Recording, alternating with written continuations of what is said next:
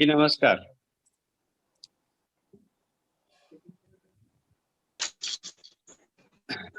નમસ્કાર. શ્રી ગોવિંદ ગુરુ યુનિવર્સિટી દ્વારા આયોજિત આજના વ્યાખ્યાનમાં આપ સૌનું હાર્દિક સ્વાગત છે.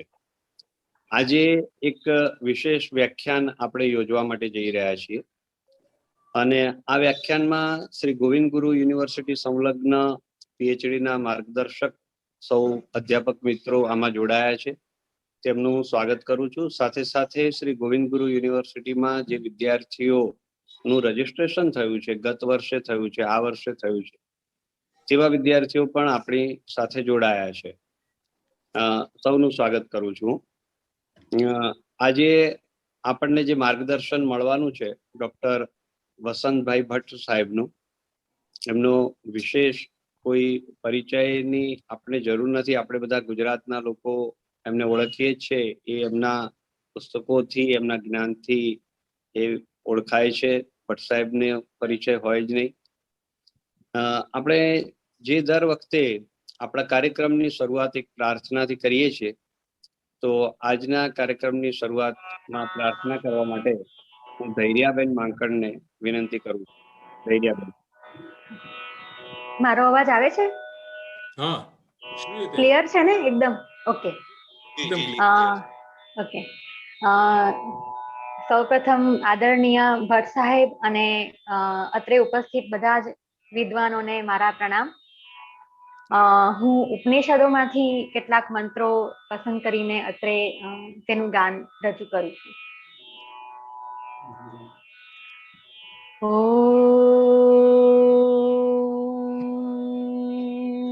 શ્રી અનંતા હરિ નારાયણ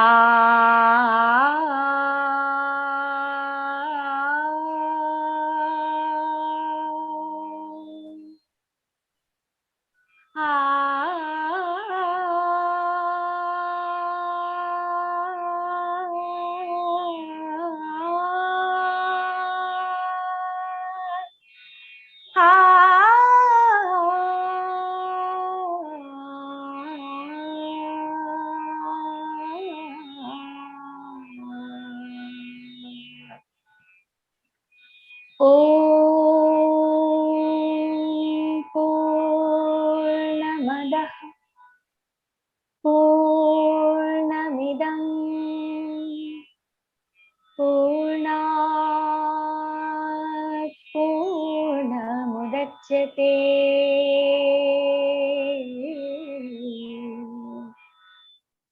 પૂર્ણસ્ય પૂર્ણમાદાય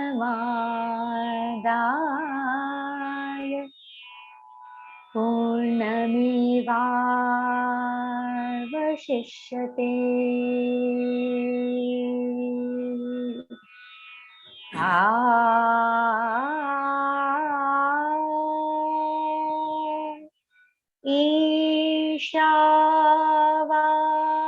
ઈશાવાસ્યમ ઇદં સર્વં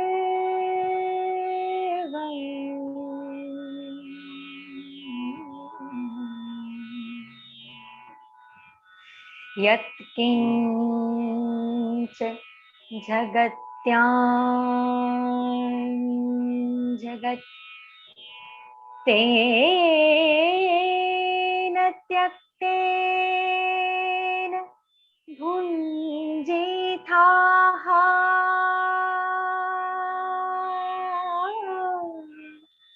મા ગૃધઃ કસ્યસ્વિદ ધનમ હિરણ્મયેન પાત્રેણ नित्यस्यापि हितं मुखम्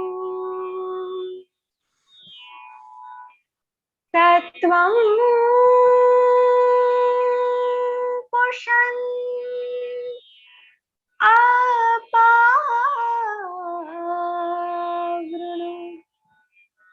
सत्यधर्माय दृष्टये सत्यधर्माय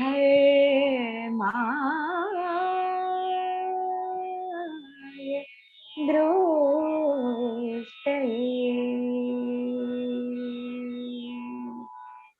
हरिः ओम्।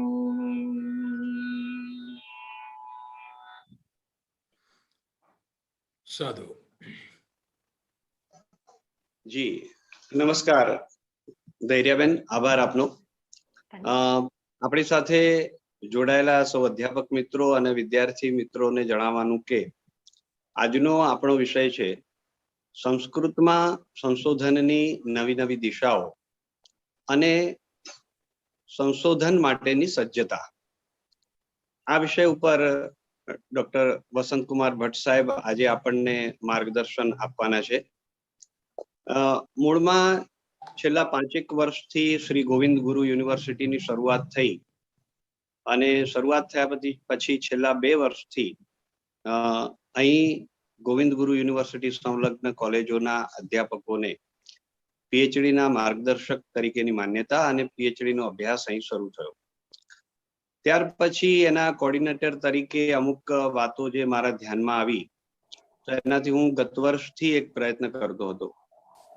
કારણ કે સ્વાભાવિક છે કે વિદ્યાર્થી જ્યારે પોતાનો MA સુધીનો અભ્યાસ કરી અને સામે આવે છે અને જ્યારે પીએચડી કરવા માટે આવે છે ત્યારે એની શરૂઆત હોય છે અને શરૂઆતના તબક્કામાં સંશોધન કાર્ય, અત્યાર સુધી ભણવું એ વસ્તુ જુદી હતી અને સંશોધન કાર્ય કરવું એ સાવ અલગ વસ્તુ છે.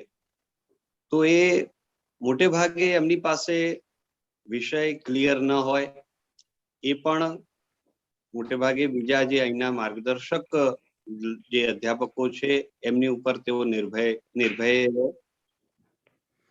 નિર્ભર રહે એમની ઉપર.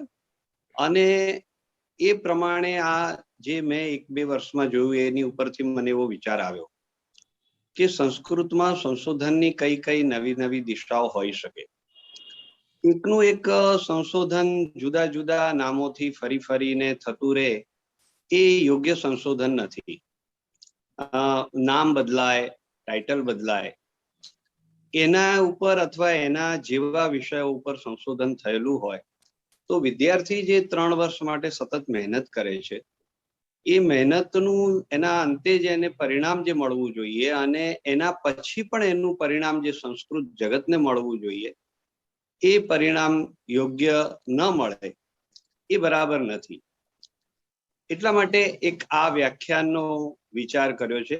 આ વ્યાખ્યાનમાં આદરણીય ભટ્ટ સાહેબ આપણને સંસ્કૃતમાં સંશોધનની નવી કઈ કઈ દિશાઓ રહેલી છે, કેવા વિષયો છે, એ વિષયો માટે અધ્યાપકે એટલે માર્ગદર્શક તરીકે જે અધ્યાપકો છે તેમણે અને વિદ્યાર્થીઓએ આજે ભટ્ટ સાહેબનું માર્ગદર્શન બંને પક્ષે મળવાનું છે. અમને પણ મળવાનું છે માર્ગદર્શન એમનું. એ વાતનો અમને આનંદ છે કે એ પણ શું ધ્યાન રાખવાનું છે, વિદ્યાર્થીઓએ પણ કેવા વિષયો પસંદ કરવા જોઈએ. તો એ વિષય ઉપર આપણને આજે માર્ગદર્શન મળશે. જે વિષય આપણે પસંદ કરીએ છીએ પછી એ વિષયને કેવી રીતે એને એક ચેપ્ટર વાઇઝ આખું પૂરું કરવું, એની પ્રપોઝલ કઈ રીતે તૈયાર કરવી, સંશોધન કાર્ય શું છે, એ બધા વિષયોની એટલે કે સંશોધનના મૂળમાં, સંશોધનના પાયામાં રહેલી વિગતો ઉપર ભટ્ટ સાહેબ આપણને માર્ગદર્શન આપશે. તો હું ડોક્ટર ભટ્ટ સાહેબનું શ્રી ગોવિંદ ગુરુ યુનિવર્સિટીના મંચ ઉપર ફરી એકવાર હૃદયથી સ્વાગત કરું છું. હું યુનિવર્સિટીના અમારા કુલપતિ શ્રી, રજિસ્ટ્રાર શ્રી તરફથી સ્વાગત કરું છું અને આ યુનિવર્સિટી સંલગ્ન સંસ્કૃતના તમામ અધ્યાપકો વતી માનનીય ભટ્ટ સાહેબનું હાર્દિક સ્વાગત કરું છું અને ભટ્ટ સાહેબને પોતાનો વિષય પ્રસ્તુત કરવા માટે વિનંતી કરું છું. આદરણીય ભટ્ટ સાહેબ. સાધુ. શ્રી ગોવિંદ ગુરુ યુનિવર્સિટી એનો અનુસ્નાતક સંસ્કૃત વિભાગ અને એના અધ્યક્ષ ડૉક્ટર રાજેશભાઈ, સાથી અધ્યાપક મિત્રો ભાઈ દિલીપ ચૌહાણ, મિસ્ટર મહેશ અને મારા અનેક લાડીલા વિદ્યાર્થી ભાઈ બહેનો અને દૂર દૂર બેઠેલા અધ્યાપક મિત્રો, માં કેટલાક સિનિયર પણ જોડાયા છે. ડૉક્ટર દેવીસિંહ રાઠવા સાહેબ પણ આપણી સાથે સંલગ્ન છે, એ પણ હું જોઈ રહ્યો છું. તો આપ સૌને મારા સાદર નમસ્કાર. આજનો વિષય ભાઈ રાજેશે હમણાં કીધું એમ નવોદિત ગાઈડો અને નવોદિત સંસ્કૃતમાં સંશોધન કરવા ઈચ્છનારા, સંશોધન વાંછુઓ, સંશોધન કામુકો નહીં, સંશોધન વાંછુઓ એવા સૌ વિદ્યાર્થીઓ, એમને માટેનું આ આયોજન છે. એટલે મારી અત્યાર સુધીની જે કારકિર્દી રહી છે, 35થી અધિક વર્ષોથી હું આ સંસ્કૃત વિષયમાં વાંચવા લખવાનું કામ કરું છું. તો વિદ્યાર્થી તરીકે હું કોને સંશોધન ગણું છું, મારા અનુભવો શું બોલે છે, મારું દુનિયાના અન્ય ગ્રંથોનું વાંચન મને શું કહે છે, એ તમારી જોડે શેર કરવા હું માગું છું. એ જરૂરી નથી કે મારા વિચારો બંધન કરતા છે અને ફાઇનલ છે, માર્ગદર્શક જરૂર બની શકે છે. એટલે એ રીતે આપ ખુલ્લા મને સાંભળજો અને પછી આપણે પાછળથી આવશ્યકતા હશે ત્યાં એની ચર્ચા પણ કરીશું. મારી વાત હું પીપીટીના માધ્યમથી પણ રજૂ કરીશ. પીપીટીની મારી સ્લાઇડ વિડ્રો પણ કરી લઈશ.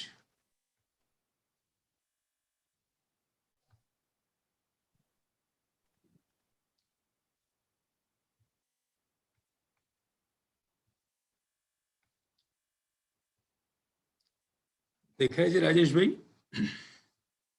ઓકે, હા જી સર, દેખાય છે, બિલકુલ દેખાય છે અને સંભળાય છે, બરાબર ને? જી જી. ઓકે. તો સમગ્ર દેશમાં અત્યારે માત્ર અધ્યયનથી વાત પૂરી નથી થતી. સૌની પાસે અપેક્ષા છે કે એ સંશોધન કરે, અનુસંધાન કરે. એટલે એની માટે મને આરંભે જ્યારે વાત થઈ મારી અને રાજભાઈની વચ્ચે, ત્યારે મને આવા કેટલાક ટોપિક એમણે મોકલ્યા કે આજનું વ્યાખ્યાન મારું માર્ગદર્શક અધ્યાપક માટે વધારે હોય. એમાંથી અલબત્ત વિદ્યાર્થીઓ પણ પોતાનું વિચારવાનું શરૂ કરી શકશે.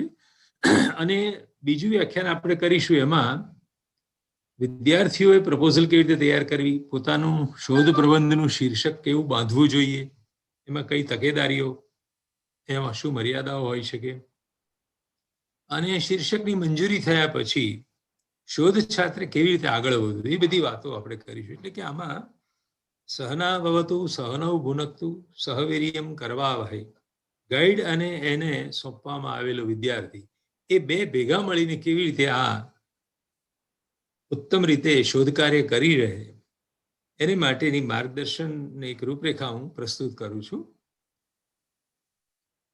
તો સૌથી પહેલો મુદ્દો આપણે લઈએ છીએ, સંશોધન કાર્ય શરૂ કરતા પહેલા કઈ અપેક્ષિત સજ્જતા છે. વિનંતી, કાંતાબેન ના ઘરમાંથી અવાજ આવે છે, તો બધા પોતાનું માઇક મ્યુટ કરીને રાખે, હા, બીજાને ડિસ્ટર્બન્સ ના પહોંચે એનું ધ્યાન રાખજો. તો પૂર્વ અપેક્ષિત સજ્જતા કઈ? તો સંશોધન કાર્યની અપેક્ષિત પૂર્વ સજ્જતાઓ મારી દ્રષ્ટિએ 5-6 છે. સૌથી પહેલા તો સંસ્કૃત ભાષાનું સમ્યક જ્ઞાન હોવું જોઈએ.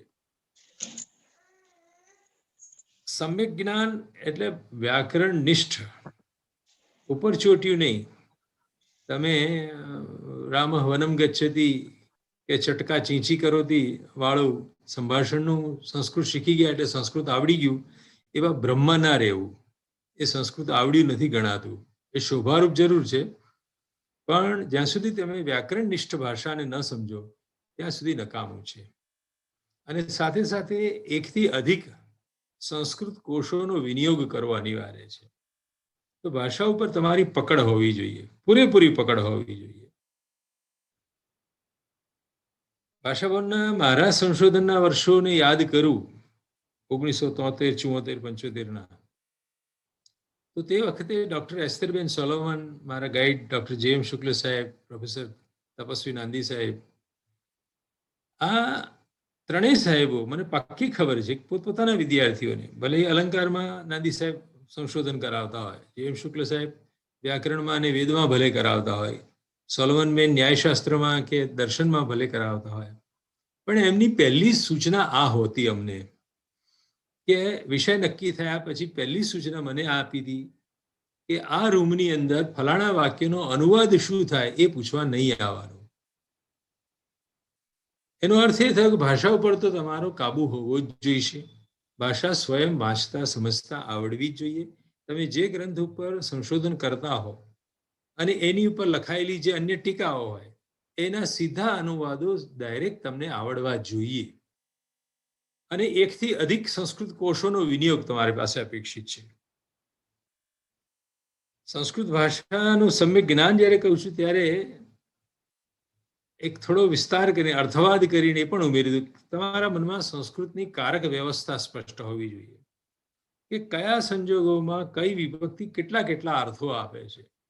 પંચમી વિભક્તિ છે દાખલા તરીકે, તો પંચમી વિભક્તિ માત્ર અપાદાન અર્થ જ નથી આપતી, એ ક્યારેક જ્ઞાત્મક હેતુ પણ દર્શાવે છે, ક્યારેક એ નિમિત્ત પણ દર્શાવે છે, ક્યારેક એની અંદરથી કોઈક ભય ત્રાસનો પણ અર્થ નીકળતો હોય છે. તો કયા સંજોગોમાં કયો વિભક્તિનો અર્થ લેવો, એકાધિક વિભક્તિના અર્થો હોય છે. બીજી વિભક્તિ છે તો એ કેટલી બધી વેરાયટી પાણીની આપી છે આપણને. એ જ રીતે તિગંત રૂપોનું જે વૈવિધ્ય છે, 10 લકારો આપ્યા છે, તો એમાં ટ્રાન્સલેશન વખતે વિદ્યાર્થનું રૂપ હોય અથવા લોટ લકારનું આજ્ઞાર્થનું રૂપ હોય, તો આજ્ઞાર્થે તો જનરલ અર્થ તમને કહી દેવામાં આવ્યો, પણ દાખલા તરીકે દુર્યોધન પંચરાત્ર નાટકમાં પોતાના ગુરુ દ્રોણને કે માગો ગુરુ, મેં હમણાં જ યજ્ઞ પૂરો કર્યો છે, ગુરુ દક્ષિણા માગો, માંગશો તે આપીશ. કિમ તે કરવાણી કિમ તે દદાની. હવે દદાની રૂપ જે છે, કરવાણી જે રૂપ છે, એ લોટ લકારનું આજ્ઞાર્થનું રૂપ છે. પણ આ વિદ્યાર્થી અવસ્થામાં છે, સોશિયલ સ્ટેટસ એનું એઝ એ સ્ટુડન્ટ છે, ને સામે જે માગનારો છે એ ગુરુ છે. સોશિયલ સ્ટેટસ એનું ઊંચું છે ગુરુનું. તો શિષ્ય પોતાના ગુરુને આજ્ઞા કેવી રીતે કરે, માગો ગુરુ. તો ત્યાં વ્યાકરણ તો એક જનરલ અર્થ આપી દીધો કે આ આજ્ઞાર્થનું રૂપ છે, પણ જે વ્યાકરણમાં નથી લખેલી એવા શેડ ઓફ મિનિંગ, અર્થક છટાઓ, અર્થક છાયાઓ પણ આપણે સમજવી જોઈએ કે અહીંયા ગુરુ દ્રોણ માંગતી વખતે થોડો હિચકિચાટ અનુભવે છે. એમના મનમાં ભય છે કે આ આપવાનું કહે છે પણ આપશે કે નહીં, શકુની વચ્ચે પડશે કે કેમ. એટલે એની આંખમાં થોડું આંસુ આવી જાય છે. દુર્યોધન સમજી જાય છે કે ભૂતકાળની મારી નાલાયકી એને કારણે ગુરુ માંગતા અટકી રહ્યા છે. એ સંજોગોમાં એ કહે છે કિમ તે કરવાણી કિમ તે દદાની. તો અહીંયા અને પાછો આગળ એ શ્લોકમાં ઉમેરે પણ છે કે એક હાથમાં ગદા છે અને બીજા હાથમાં પ્રતિજ્ઞાનું જળ છે. તમે માગવામાં જરીકે પાછી પાની કરશો નહીં. અસાધ્યમાં અસાધ્ય વસ્તુ હું મારા બાહુબળથી, મારા ગદાના બળથી લઈ આવીશ, અને મારી નીતિમત્તામાં, મારી નૈતિકતામાં જો શંકા જતી હોય તો આ પ્રતિજ્ઞાનું જળ છે કે હું ફૂલફિલ કરીશ. તો અહીંયા એક બોસ્ટિંગનો ભાવ છે, એક બડઈ હાંકવા માટે. કારણ કે ઉત્તમ પુરુષમાં જ્યારે આજ્ઞાર્થનું રૂપ વાપરીએ તો માણસ પોતે પોતાને આજ્ઞા કેવી રીતે આપે. મારે આજ્ઞા આપવી હોય તો મારા ઇન્ફિરિયરને હું આપી શકું, મારા હાથ નીચે જે હોય એને હું આજ્ઞા આપી શકું. મારા નોકર ચાકર વર્ગને કહું ગેટ આઉટ, જતા રહો ભાઈ, ગચ્છ. તો ત્યાં આજ્ઞા સાચી છે. મધ્યમ પુરુષમાં આજ્ઞાનો ભાવ બરાબર છે, પણ જ્યારે ઉત્તમ પુરુષના ક્રિયાપદમાં તમને આજ્ઞાર્થ વપરાયો હોય તો ત્યાંની અર્થછટા સમજતા આવડી જોઈએ, તો તમે યોગ્ય અનુવાદ કરી શકો અને મૂળ ગ્રંથકારનો, મૂળ કવિનો આશય સમજી શકો. આ તો એક નમૂના રૂપ મેં વાત કરી. દિગંત રૂપો માત્ર આવડે, એની પ્રક્રિયા આવડે, રૂપ ગોખી કાઢ્યા હોય એટલાથી પતતું નથી. એ જ રીતે દાખલા તરીકે સતી સપ્તમી હોય, ભાવલક્ષણા સપ્તમી, યસ્ય ચ ભાવિન ભાવલક્ષણ. તો જ્યારે ત્યારે વાળી રચના આપણે ગોઠવીએ છીએ. ભોજે દિવંગતે નિરાલંબા સરસ્વતી. ભોજ જ્યારે સ્વર્ગમાં પધાર્યા અર્થાત મરી ગયા, ત્યારે સરસ્વતી માતા આલંબન વિનાના થઈ ગયા. કવિઓ રાજ્યાશ્રયથી વંચિત થઈ ગયા. આવો અર્થ છે. જ્યારે ભોજ સ્વર્ગે સધાવ્યા ત્યારે કવિઓ નિરાશ્રિત થયા, નિરાલંબા સરસ્વતી. પણ અહીંયા એક બીજી વિશેષ વાત આપણને એ વાંચતા આવડવી જ જોઈએ કે સતી સપ્તમીનો પ્રયોગ એ એક કાર્યકારણ ભાવની કડીની પણ અંદર એક અર્થ છટા લઈને બેઠું છે. સરસ્વતી નિરાલંબ કેમ થઈ? તો એનું કારણ આગળના ફ્રેઝમાં પડ્યું છે, સતી સપ્તમી વાળા ફ્રેઝમાં. દિવંગતે ભોજે દિવંગતે. તો કોઝ અને ઇફેક્ટની રચના છે ત્યાં. આમ થયું, રામે વનમ ગતે દશરથ પ્રાણાન તત્યાજ. રામ વનમાં ગયા ત્યારે દશરથ મરી ગયા. તો જ્યારે ત્યારે એ માત્ર બે જુદી જુદી ક્રિયાઓ એક સમયે થઈ એવું નથી કહેતા. એમાં કોઝ અને ઇફેક્ટ, શા કારણે દશરથના પ્રાણ નીકળી ગયા? તો રામ વનમાં ગયા માટે. તો આવા જે ડીપર મિનિંગ છે સંસ્કૃત ભાષામાં, એને સમજતા આવડવું જોઈએ અને એ કક્ષાનું સંસ્કૃત આવડવું જોઈએ. એ જ રીતે તદ્ધિતાંત રૂપો. મેં જોયું કે શકુંતલ પ્રકાશિત થયે 230 વર્ષ થયા. વિદૂષકનું નામ માધવ્ય છે, પણ માધવ્ય તરીકે કૂટાઈ ગયું. Professor G.K. ભટ્ટ સાહેબ, ગોવિંદ કેશવ ભટ્ટ, એમણે વિદૂષક નામનું 300 પાનનું પુસ્તક લખ્યું. સંસ્કૃત નાટ્ય સાહિત્યના બધા વિદૂષકો ઉપર વાત કરી. પણ માધવ્ય શબ્દ, શકુંતલના વિદૂષક માટે વપરાયેલું માધવ્ય શબ્દ, એનું પ્રાકૃત રૂપ સ્વીકારીને, માધવ્ય રૂપ સ્વીકારીને એની પર એક લચ્છાદાર પેરેગ્રાફ લખી કાઢ્યો. હું કોઈનું અવમાનના નથી કરતો, પણ તદ્ધિત રૂપોની અજાણતાને કારણે શુશ્રુત ગરબડો થાય એનો એક નમૂનો પેશ કરું છું.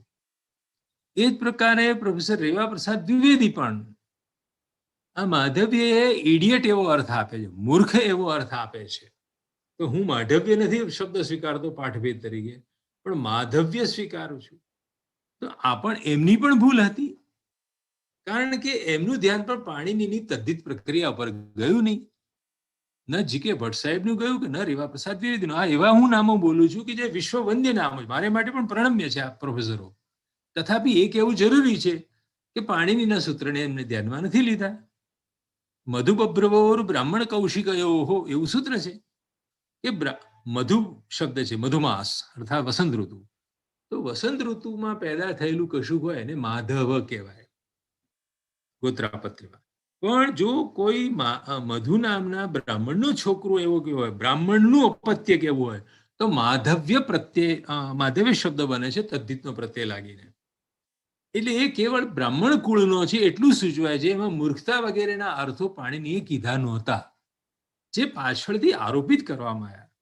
G.K. ભટ્ટ સાહેબ કે આ મડ હેડેડ છે, કાદવથી ભરેલું મગજ છે આનું વિદૂષકનું, એવું સૂચવવા માટે એનું નામ માધવ્ય રાખ્યું છે.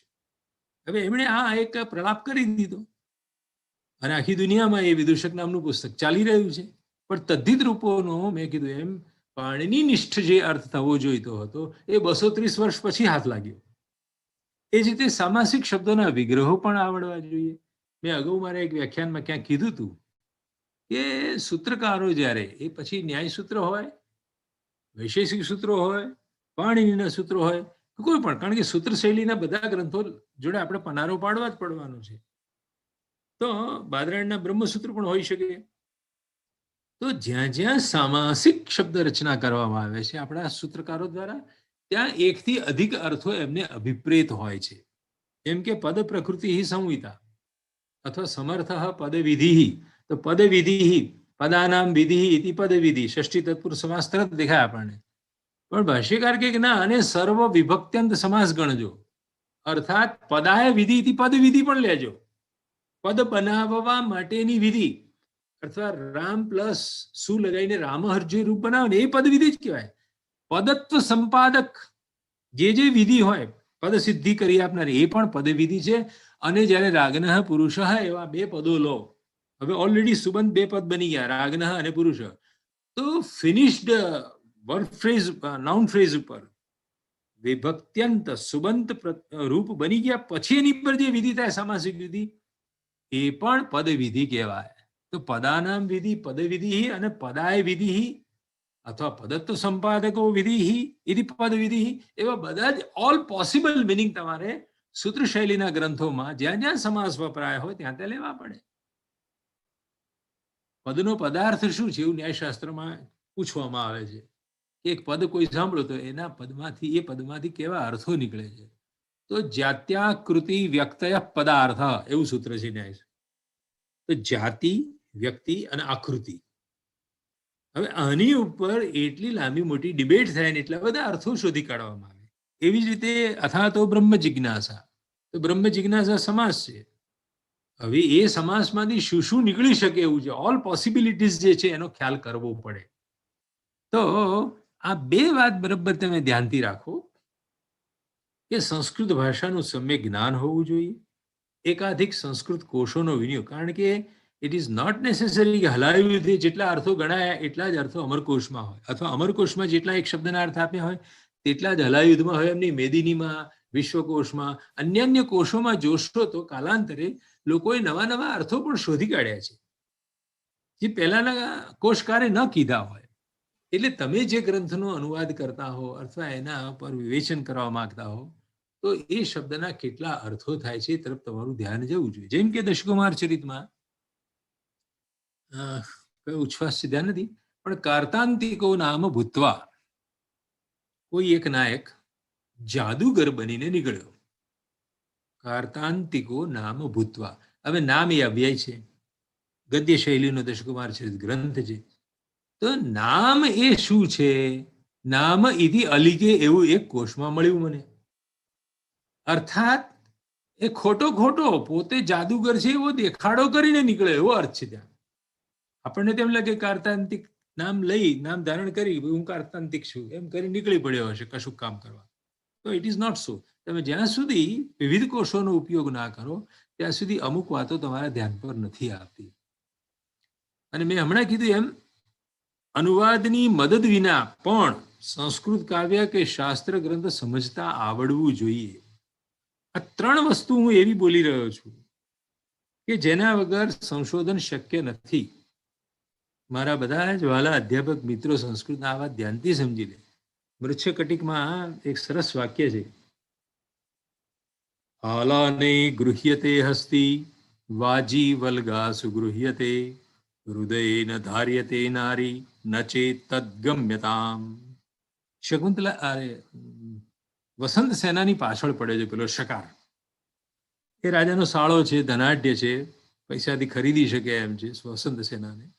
પણ એનો સાથી મિત્ર જે છે એ ચેટ એને કહે છે કે આલાને ગૃહ્યતે હસ્તિ. હાથીને બાંધવો હોય તો મોટો થાંભલો ચાલે, થાંભલે હાથીને બાંધી શકાય.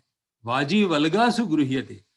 ઘોડાને પકડમાં લેવો હોય તો લગામ હાથમાં લેવી પડે તો એ નિયંત્રિત થાય ઘોડો. પણ કોઈ સ્ત્રીને કાબુમાં લેવી હોય તો હૃદય ન ધાર્યતે નારી. તમારે એનો હૃદયનો પ્રેમ જીતવો પડે. અને પછી ચોથું ચરણ છે ન ચેત ગમ્યતા. જો તમે સ્ત્રીનું હૃદય, વસંત સેનાનું મન જીતી ના શકો શકાર ભાઈ, તો તમે ઘેર હેડવા માંડો. આ તમારા હાથમાં કોઈ દાડો નહીં આવે. ન રાજસત્તાથી આવશે, ન બલાત્કારથી હાથમાં આવશે, ન સોનાના ઘરેણા આપીને એને ખરીદી શકો તમે. ન ચેત તદ ગમ્યતા. એ વાત અહીં લાગુ પાડીને કહું છું, જો સંસ્કૃત ભાષાનું જ્ઞાન તમને ના હોય, વ્યાકરણ ના આવડતું હોય, અનુવાદ વગર તમને ગ્રંથ સમજતા ના આવડતું હોય તો મહેરબાની કરીને સંશોધન ન કરશો. સંશોધનની આ પૂર્વ સજ્જતા છે, અનિવાર્ય પૂર્વ સજ્જતા છે. If you don't have capacity to understand the text without any translation, તો આ કામ મહેરબાની કરીને હાથમાં ના લેતા. કારણ કે વિદ્યાર્થીઓ ઘણી વખત વિષય નક્કી કરે, ગાઈડો ઉત્સાહમાં કોઈ વિષય આપી દે, પછી છોકરો અઠવાડિયા ઘેડે ફરિયાદ કરતો, સાહેબ આનો અનુવાદ નથી મળતો, ક્યાંય અનુવાદ આપો ને મને આનો. એટલે અનુવાદ હોય તો હું સંશોધન કરી શકું, એ શિક્ષકના પક્ષે પણ ખોટી ભૂલ છે અને વિદ્યાર્થીના પક્ષે પણ. ભાષા ભવનના પુરાના એ ભવ્ય દિવસો યાદ કરું તો આ કડક સૂચના હતી 3 ગાઈડોની કે ભાઈ આ રૂમની અંદર સાહેબોની ચેમ્બરની અંદર અનુવાદ પૂછવા નહીં આવવાનું. તમારે આટલી સજ્જતા હોય તો જ પીએચડી નું કામ હાથમાં લેજો. આ કડવું પણ પરમ સત્ય છે. ઓકે, અભિષ્ટ કાવ્ય કે ગ્રંથની ટીકાઓ અને એના ઇતિહાસ ગ્રંથો એકત્રિત કરવા હોવા જોઈએ તમારી પાસે. ટીકા સાહિત્યની હોય અને એની જોડે સંકળાયેલા history of Vedanta, history of Kavyashastra, history of Ayurveda, તો તમારું કામ નહીં થાય. બલકે ભાષા ભવનના તો દિવસો હું યાદ કરું, સોલોમનબેન વગેરેના, જે ટ્રેનિંગ અમને આપવામાં આવી હતી, કારણ કે આમાં ઉદાહરણ કીધા વગર ચાલશે નહીં. તો સોલોમનબેને પોતાના એક અધ્યાપકનું નામ હું નહીં આપું, પોતાના એક પીએચડીના વિદ્યાર્થીને, જે પાછળથી મોટા પ્રોફેસર બન્યા, એમને ન્યાયશાસ્ત્રમાં પીએચડી કરાવતી વખતે એમણે ન્યાયશાસ્ત્રનો આખો ઇતિહાસ લખાવડાયો. વિદ્યાર્થી તરીકે સાહેબે 1.5 વર્ષ ખર્ચ્યું કે હિસ્ટ્રી ઓફ ન્યાયશાસ્ત્ર પહેલા બેને લખાવડાયો કે ભાઈ તું આ લખી લે, એમાં સુધારા વધારા બેન કરે પાછા, અને ખાસ અંદર 200 પાનનો ઇતિહાસ લખાવ્યો, ન્યાયશાસ્ત્રનો ઇતિહાસ 200 પાન. પછી છેલ્લે જ્યારે થીસીસ સબમિટ કરવાનો પ્રસંગ આવ્યો ત્યારે બેને કીધું આપણે આ અંદર રાખતા નથી, આ સંશોધનનો ભાગ નથી, તમને ટ્રેન કરવા માટે મેં લખાયું હતું. આ એક એવો પ્રસંગ છે કે એ વિદ્યાર્થીને ભયંકર આઘાત લાગ્યો, ઝઘડો થઈ ગયો બેન જોડે કે તમે શું કરજો, જેને માટે તમે મારી પાસે 1.5 વર્ષ ખર્ચાવડાવ્યું, 200 પાન ભરીને ન્યાયશાસ્ત્રનો ઇતિહાસ લખાઈને છેલ્લે તમે એમ કહો છો કે આ થીસીસમાં આપણે નહીં મૂકીએ, તો કેટલો મોટો આઘાત લાગે. હું આવું તો મને પણ આઘાત લાગે, પણ એ હકીકત હતી કે વિદ્યાર્થીને ઓલ એરાઉન્ડ જે વિષયમાં એ કામ કરવા માંગે છે અથવા કરી રહ્યો છે એની અંદર પૂર્વાચાર્યોએ કેટલા ગ્રંથો લખ્યા છે, કેટલી ટીકાઓ લખી છે, કઈ સદીમાં લખાઈ છે, કયા પ્રદેશમાં લખાઈ છે, એનાથી એને વાકેફ થવું જ પડે. અને એ હિસ્ટ્રી લખે નહીં ત્યાં સુધી સમજણ ના પડે. તર્કસંગ્રહ આપણે ભણાવી દઈએ જ ખરા, પણ પછી તર્કસંગ્રહ કઈ સદીમાં લખાયો, એના જેવા બીજા કયા ગ્રંથો છે, એમાં કયા પ્રતિપાદ્ય વિષયો છે, એ તો આપણે આખી કેરિયર પૂરી થઈ જાય તો જોતા નથી. એટલે આ એક બહુ મહત્વનો મુદ્દો છે કે ટીકાઓ બધી જ ભેગી કરવી, તમારે ટીકાઓ જાતે સમજવી, કારણ કે દરેક ટીકાકાર જે નવી નવી ટીકાઓ લખાય છે ને, એ ટીકાઓના પણ પોતાના કારણો હોય છે, ટીકા લખવા માટેના કારણો. દાખલા તરીકે 14મી સદીમાં મલ્લીનાથ બધા કાવ્યો ઉપર, પદ્ય કાવ્યો ઉપર ટીકા લખે છે, પાંચે મહાકાવ્ય પર મળે અને મેઘદૂત વગેરે પર પણ મળે. પણ એ આરંભે એક પ્રતિજ્ઞા વાક્ય ઉચ્ચારે છે. શું પ્રતિજ્ઞા વાક્ય ઉચ્ચારે છે? કાલિદાસસ્ય ભારતી વિષવ્યાખ્યા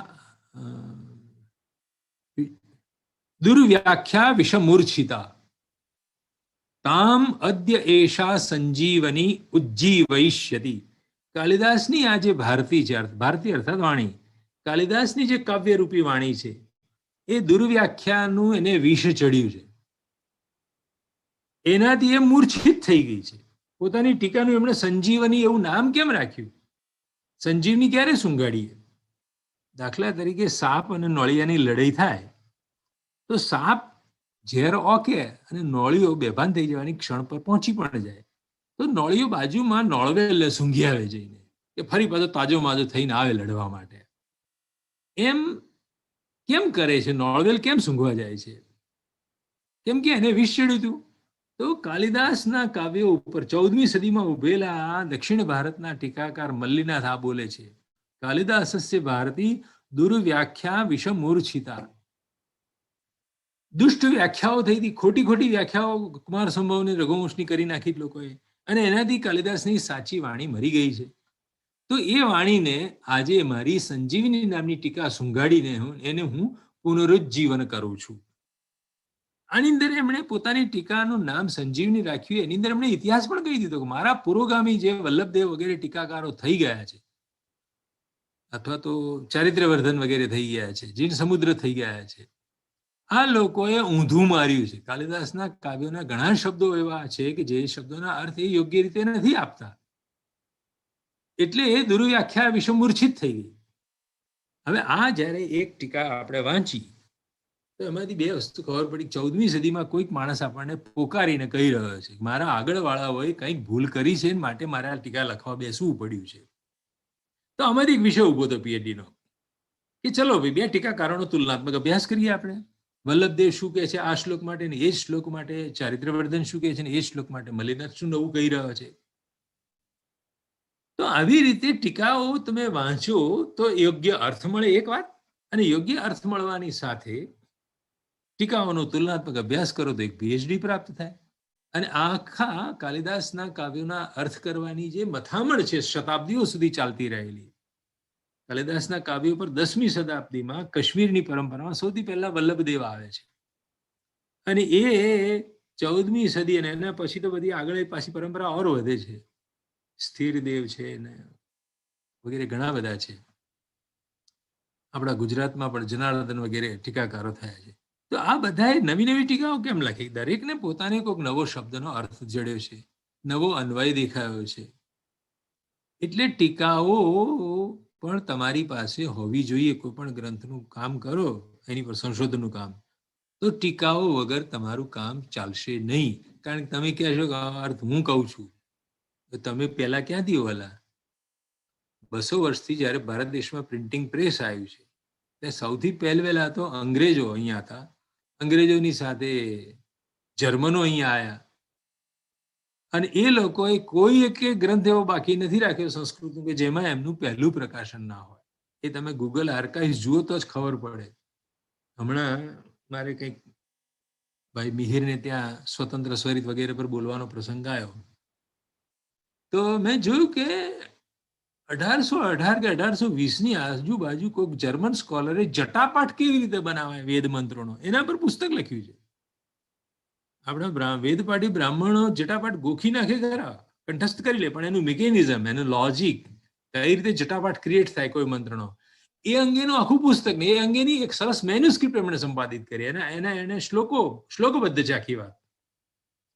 એટલે કોઈ પણ માણસે યાદ રાખવાનું કે હું જે વિષય પર કામ કરવા બેઠો છું એમાં હું પહેલો નથી. મારી આગળ 250 વર્ષના અધ્યાપકો બેઠા છે. કોઈકે કંઈક ને કંઈક તો કીધું જ હશે. આ પ્રસંગે પણ મારે સોલોમનબેન ને JM શુક્લને યાદ કરવા પડે એમ છે. એકાદ ચેપ્ટર આપણે તૈયાર કરીને જઈએ ને એમના રૂમમાં, પછી કે હવે કાલે આવજો, બેન વાંચી આપે.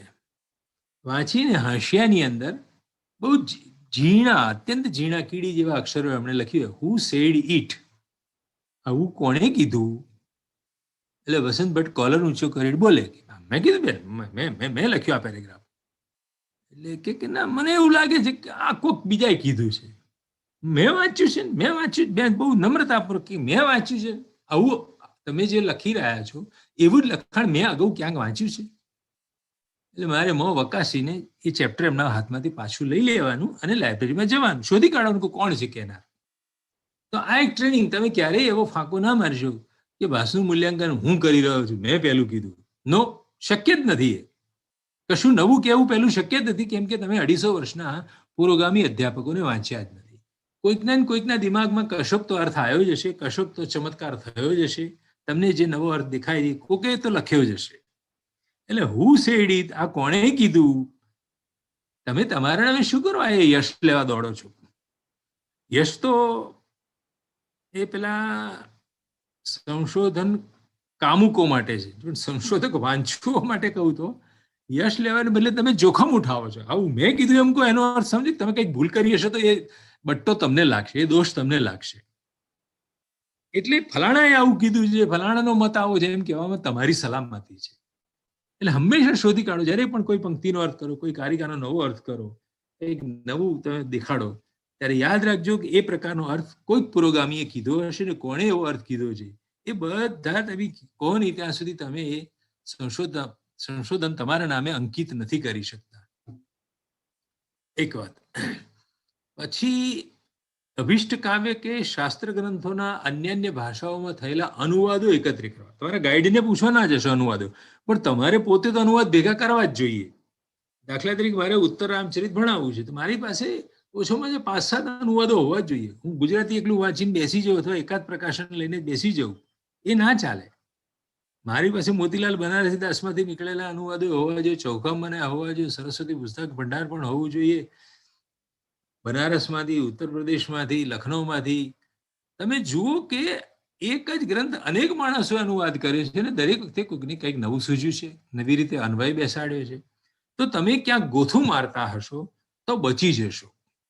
એટલે અનુવાદો પણ એકત્રિત કરવા જોઈએ, અંગ્રેજી અનુવાદો પણ જોવા જોઈએ. આમાંથી પણ કેટલીક રિસર્ચ ઊભી થશે કે આગળના સાહેબોએ શું ઊંધું મારી જઈ પકડાઈ જશે. જેમ કે મેં ઋગ્વેદના 7મા મંડળનો અનુવાદ કર્યો, મેં જોયું કે સ્વર ભેદે અર્થભેદ થાય છે વેદમાં.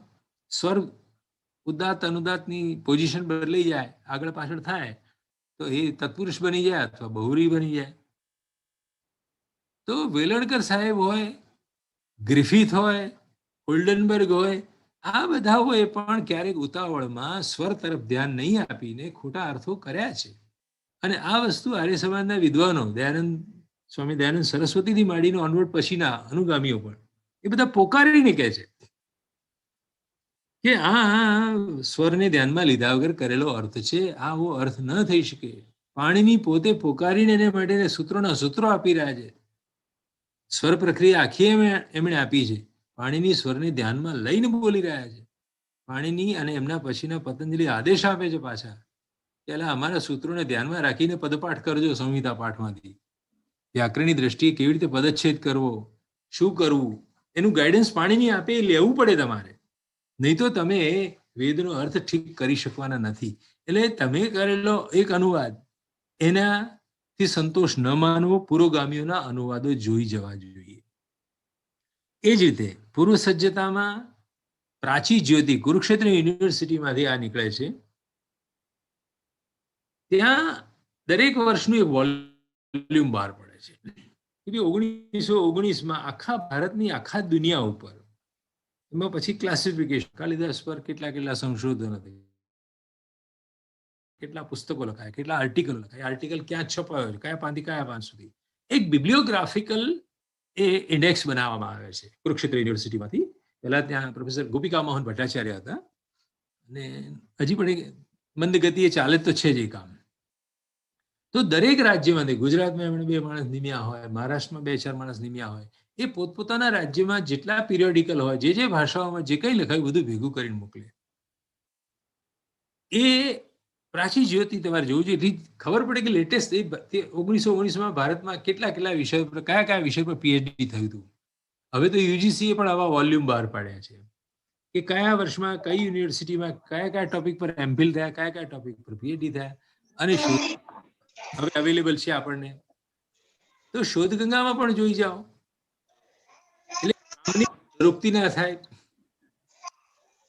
કોઈકને હું માઇક ચાલુ છે, મહેરબાની કરીને પોતાના માઇક બંધ રાખજો. બધા સર્વે બહાર પડતા હોય છે, શબ્દાનુક્રમ કોષ બહાર પડતા હોય છે, એન્સાયક્લોપીડિયા ની તમારી પાસે હાર્ડ કોપી કે સોફ્ટ કોપી હોવી જોઈએ. જેમ કે કાર્લ પોટર સાહેબ છે. કાર્લ પોટર એમણે એન્સાયક્લોપીડિયા ઓફ ઇન્ડિયન ફિલોસોફી બનાવ્યું. બધા 8-10 વોલ્યુમ છે. તો એની અંદર એ એન્સાયક્લોપીડિયામાં દર્શનશાસ્ત્રને લગતા એક વોલ્યુમ, એમાં ફિલોસોફી ઓફ ગ્રામરનું પણ એક વોલ્યુમ છે, ફિલોસોફી ઓફ ન્યાયશાસ્ત્ર એન્સાયક્લોપીડિયા. દુનિયાભરમાં જે કંઈ લખાયું હોય, જેટલા ગ્રંથો હોય, જેટલી ટીકા હોય, જેટલી વૃત્તિઓ હોય, એ બધાનું એક્ઝોસ્ટિવ તમને ત્યાં આગળ નિરૂપણ મળી જાય. તો આ વાત છે. પુરોગામી વિદ્વાનોના કાર્યોની ન કેવલ માહિતી, તેનો સંગ્રહ તમારા સાથમાં હોવો જોઈએ. આગળના અધ્યાપકોએ શું કર્યું છે, જેમ કે મેં શાકુંતલ ઉપર કામ કર્યું, તો 1923માં, 1918માં, આજથી 100-150 વર્ષ પહેલા જર્મનીમાં, લંડનમાં શું છપાયું છે કાલિદાસ ઉપર, એ બધું મારે ભેગું કરવું પડે, મારે વાંચી જવું પડે, અને એની પછી હું આગળ પગ મૂકું તો કંઈક નવું કહેવાની ક્ષમતા ઊભી થાય છે. એટલે જ્યાં સુધી તમે પુરોગામીઓનો સર્વે નહીં કરો ત્યાં સુધી તમે નવું સંશોધન નહીં કરી શકો. તો અહીંયા ગ થી ચ સુધીના જે કાર્યો છે એ કામ કરવા માટે તમારે 1 થી અધિક પુસ્તકાલયની રૂબરૂ મુલાકાત લેવી પડે. ફિઝિકલી જવું પડે. આજકાલ છોકરાઓ લાઇબ્રેરીમાં જતા જ નથી, એ ટેવ જ નથી પાડી. અંડર ગ્રેજ્યુએટ લેવલથી એ ટેવ હોવી જોઈએ. અને તદુપરાંત વેબસાઇટ ગૂગલ આર્કાઇવ્સમાં જઈને google.archives.org એનો સતત ઉપયોગ કરતા શીખવું વિદ્યાર્થીઓને કહે. અધ્યાપકોએ તો કરવાનું જ છે, જે વિદ્યાર્થી માટે જે સૌથી પહેલું અધ્યાપક માટે છે. અને વધુમાં વધુ સામગ્રીનું ડાઉનલોડિંગ પોતાના કમ્પ્યુટરમાં કરતા શીખી જાઓ. આ કાર્ય અપેક્ષિત માત્ર નથી, અનિવાર્ય છે. અને આ બધાની સાથે એક ડેન્જર મુદ્દો સાંભળવો ના ગમે તો કેમ કે મને ઇન્વાઇટ કરે છે બોલવા માટે, એટલે મારે કડવી દવા તો પીવડાવી પડે. મેલેરિયા થયો હોય તો ક્વિનાઇન ગળાવી પડે તમને. વૃત્યર્થમ ગુરુમ ન સેવેત. સ્કોલરશિપ મળે છે અમુક જગ્યાએ, માટે હું ફલાણા સાહેબ પાસે પીએચડી કરી રહું, તો એ ન કરશો. અલ્પ વિદ્યમ ગુરુમ ત્યજેત. બીજું વાક્ય, સ્કોલરશિપની લાલચથી અમુક કામ ના કરવા. અને જેવું જાણી મારા ગાઈડને ઓછું આવડે છે તો વધારે કયા સાહેબ પાસે મને મળે છે. ટેકનિકલી તમે એની જોડે ભલે સંલગ્ન રહો, પણ તમે એનાથી બંધાઈ ના જાઓ. અને બધા શિક્ષકો પણ એકબીજા પ્રત્યે આટલી મુક્તિની ભાવના કેળવે કે બીજા ગાઈડને મળે, બીજા પાસે જ્ઞાન લઈ આવે તો વાંધો નથી. પરસ્પર દ્વેષની જરૂર નથી. મહા વિદ્વિષા વહી મંત્રો ખાલી બોલવા માટે નથી હોતા ઉપનિષદના. એટલે ટેકનિકલી દરેક વિદ્યાર્થીની એક શિક્ષક હોવો જરૂરી છે, માર્ગદર્શક શિક્ષક. પણ જો એવી ખ્યાલ આવે કે આ મારા સાહેબ હજી જુનિયર છે, એમને એક્સપિરિયન્સ વધારે નથી, તો એણે બીજા એક્સપિરિયન્સ વાળા સિનિયર અધ્યાપકનો સંપર્ક કરીને ત્યાંથી પણ જ્ઞાન મેળવવા પ્રયત્ન કરવો જોઈએ. મનુસ્મૃતિમાં કે દુષ્કુલાદપી, જો ગુણવતી કન્યા મળતી હોય તો લઈ આવી. એમ પોતાના સિનિયર અધ્યાપક બીજી યુનિવર્સિટીમાં બેઠા હોય તો પણ લઈ આવવા જોઈએ. આ અંગે હું કહી રહ્યો છું એવું નથી. સંશોધન સામગ્રી, રિસર્ચ ટૂલ, એક મિનિટ, હા કંઈક આગળ જતું રહ્યું મારા હાથે. આ થઈ ગઈ. હા, બીજો મુદ્દો આપણે આ લઈએ કે રિસર્ચ ટૂલ તમારી પાસે હોવો જોઈએ. સંશોધન સામગ્રી, તમે મોટર લઈને નીકળો છો ડ્રાઈવ કરવા, તો તમે એક સ્પેર વ્હીલ રાખો છો, વ્હીલ દૂર કરવા બધા સાધનો રાખો છો કે નહીં? અનુપાસિત વૃદ્ધાનામ વિદ્યા નાતિ પ્રસિદ્ધતિ. જેણે પોતાના સિનિયરોની ઉપાસના નથી કરી એના ઉપર વિદ્યા પ્રસન્ન થતી નથી. તમારા સિનિયર અધ્યાપકોનો સંપર્ક કરવો પડે. સિનિયર એટલે માત્ર સ્થાનિક રીતે સિનિયર નહીં, તમારા પુરોગામી 250 વર્ષની અંદર જ્યારથી સંસ્કૃતની શોધ થઈ છે, જ્યારથી અંગ્રેજો એનામાં લખવાનું ચાલુ કર્યું છે, બધાએ શું લખ્યું છે એ જોશો નહીં, જાણશો નહીં ત્યાં સુધી નહીં થાય તમારું કામ. એટલે સંશોધનની પૂર્વ સજ્જતાઓ જોયા પછી બીજો મુદ્દો આ છે કે દરેક ગાઈડ પાસે અને વિદ્યાર્થી પાસે આટલું હોવું જોઈએ. શું હોવું જોઈએ? હું પછી નમૂના પણ બતાવું છું તમને. પુરોગામી વિદ્વાનોએ કરેલી શોધ સામગ્રી અને તેમના શોધ કાર્યોની જાણકારી હોવી જોઈએ. એમના લેખો ભેગા કરવા જોઈએ તમારે. હું ઉત્તરામચરિત પર કામ કરું છું, તો ઉત્તરામચરિત પર જેણે લેખો લખ્યા બધા મારી પાસે હોવા જોઈએ. કોઈ એક વિષય પર કેન્દ્રિત હોય એવા ઇતિહાસ ગ્રંથોનું અધ્યયન, હિસ્ટ્રી બુક્સ તમારી પાસે હોવા જોઈએ. જેમ કે પાણીની વ્યાકરણમાં કામ કરવું હોય તો યુધિષ્ઠિર મીમાંસકજીનો સંસ્કૃત વ્યાકરણ શાસ્ત્ર કા ઇતિહાસ 3 ભાગમાં છે. એ તમે જુઓ નહીં તો ચાલે નહીં. જેટલા હિસ્ટ્રી બુક હોય અથવા તો વેદાંત શાસ્ત્રનો ઇતિહાસ, અલંકાર શાસ્ત્રનો ઇતિહાસ, બળદેવ ઉપાધ્યાય આવા પ્રકારના બહુ બહાર પાડ્યા છે. સાંખ્ય શાસ્ત્રનો ઇતિહાસ, દર્શન શાસ્ત્રનો ઇતિહાસ. તો જે વિષયમાં તમે કામ કરો એ એક વિષય પર કેન્દ્રિત થયેલા ઇતિહાસ ગ્રંથોનું અધ્યયન સૌથી પહેલું કરી લો. આ તમારી સંશોધન સામગ્રી છે, જેથી તમને કઈ શતાબ્દીમાં કેવા કેવા ગ્રંથો લખાયા છે, કેવા કેવા ટીકા ટિપ્પણ લખાયા છે, એનું તમને જ્ઞાન થઈ જશે.